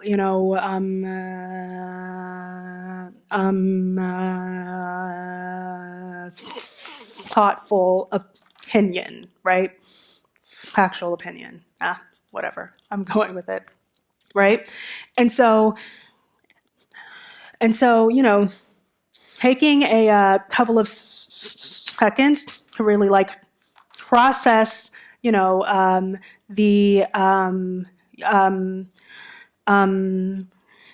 thoughts, and then to kind of gather ours. It helps us to put those emotions to the side, right? And then, we can have a more productive debate. Okay. And then you want to summarize, their ideas and opinions, right? So the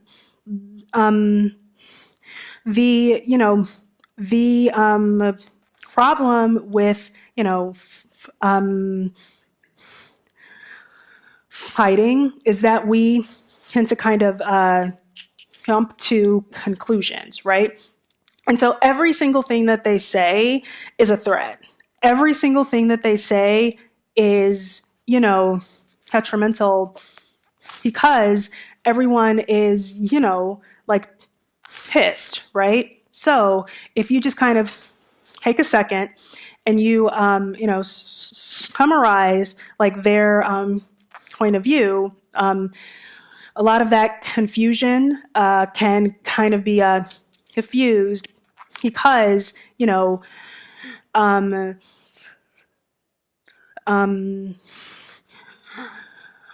there is,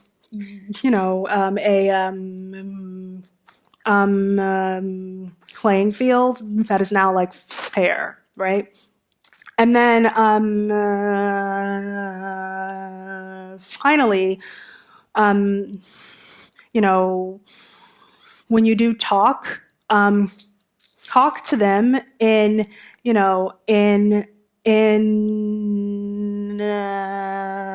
their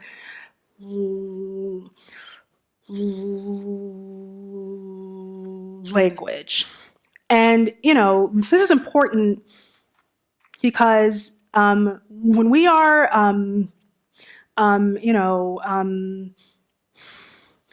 arguing, we tend to kind of, defeat, the other person, right? Like we are trying to outsmart them. And so like we are speaking to them, kind of, with a condescension, and we're just being like, we're kind of being jerks, right? So if you speak to them in,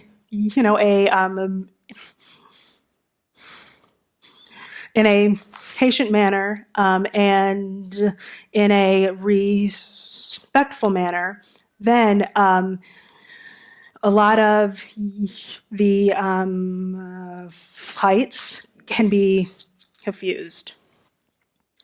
And then a couple of keys to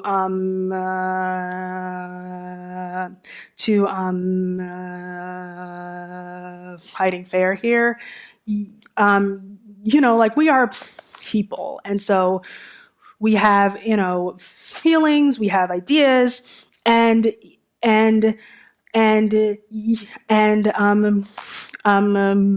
being upset by somebody else's actions or somebody else's ideas, like that is a part of being, people, right? It's okay to be angry. It's not okay to be insulting, right? And so don't go along to get along. That's kind of slang for, like don't just try to pacify someone, right? Like, again, like it's okay to disagree, and it's okay to kind of bring up your points to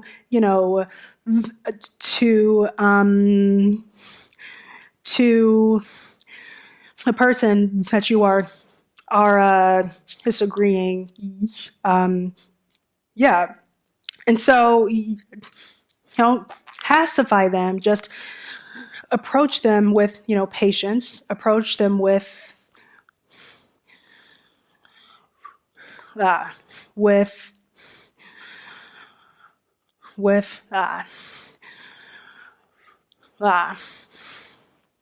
one more time.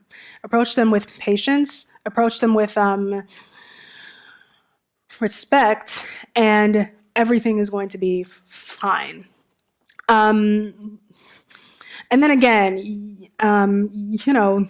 healing with a person on, their level, it doesn't do anything to compromise yours. And I think this is just a, really important point here, because like we, are very competitive people, and we are, constantly trying to show that we are the smartest and we are the best and we are, qualified times 10. However,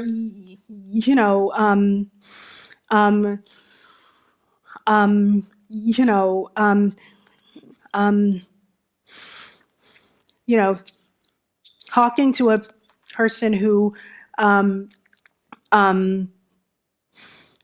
doesn't have the same, intelligence level, or talking to, a person who doesn't have as much experience.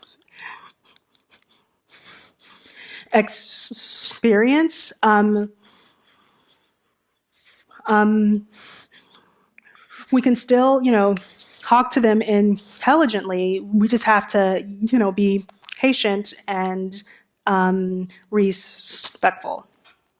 So I have 2 minutes left. That is all that I have. So, I mean, the bottom line here is that, communicating is supposed to be an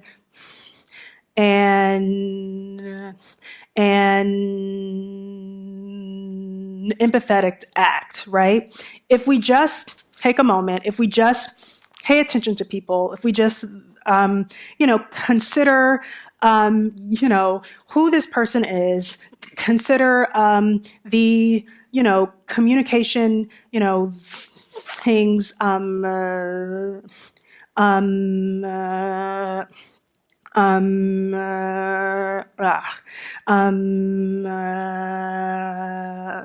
that they have to have, from us, then, connecting is going to be,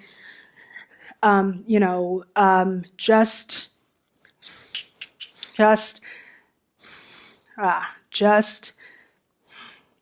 a lot easier. Thank you.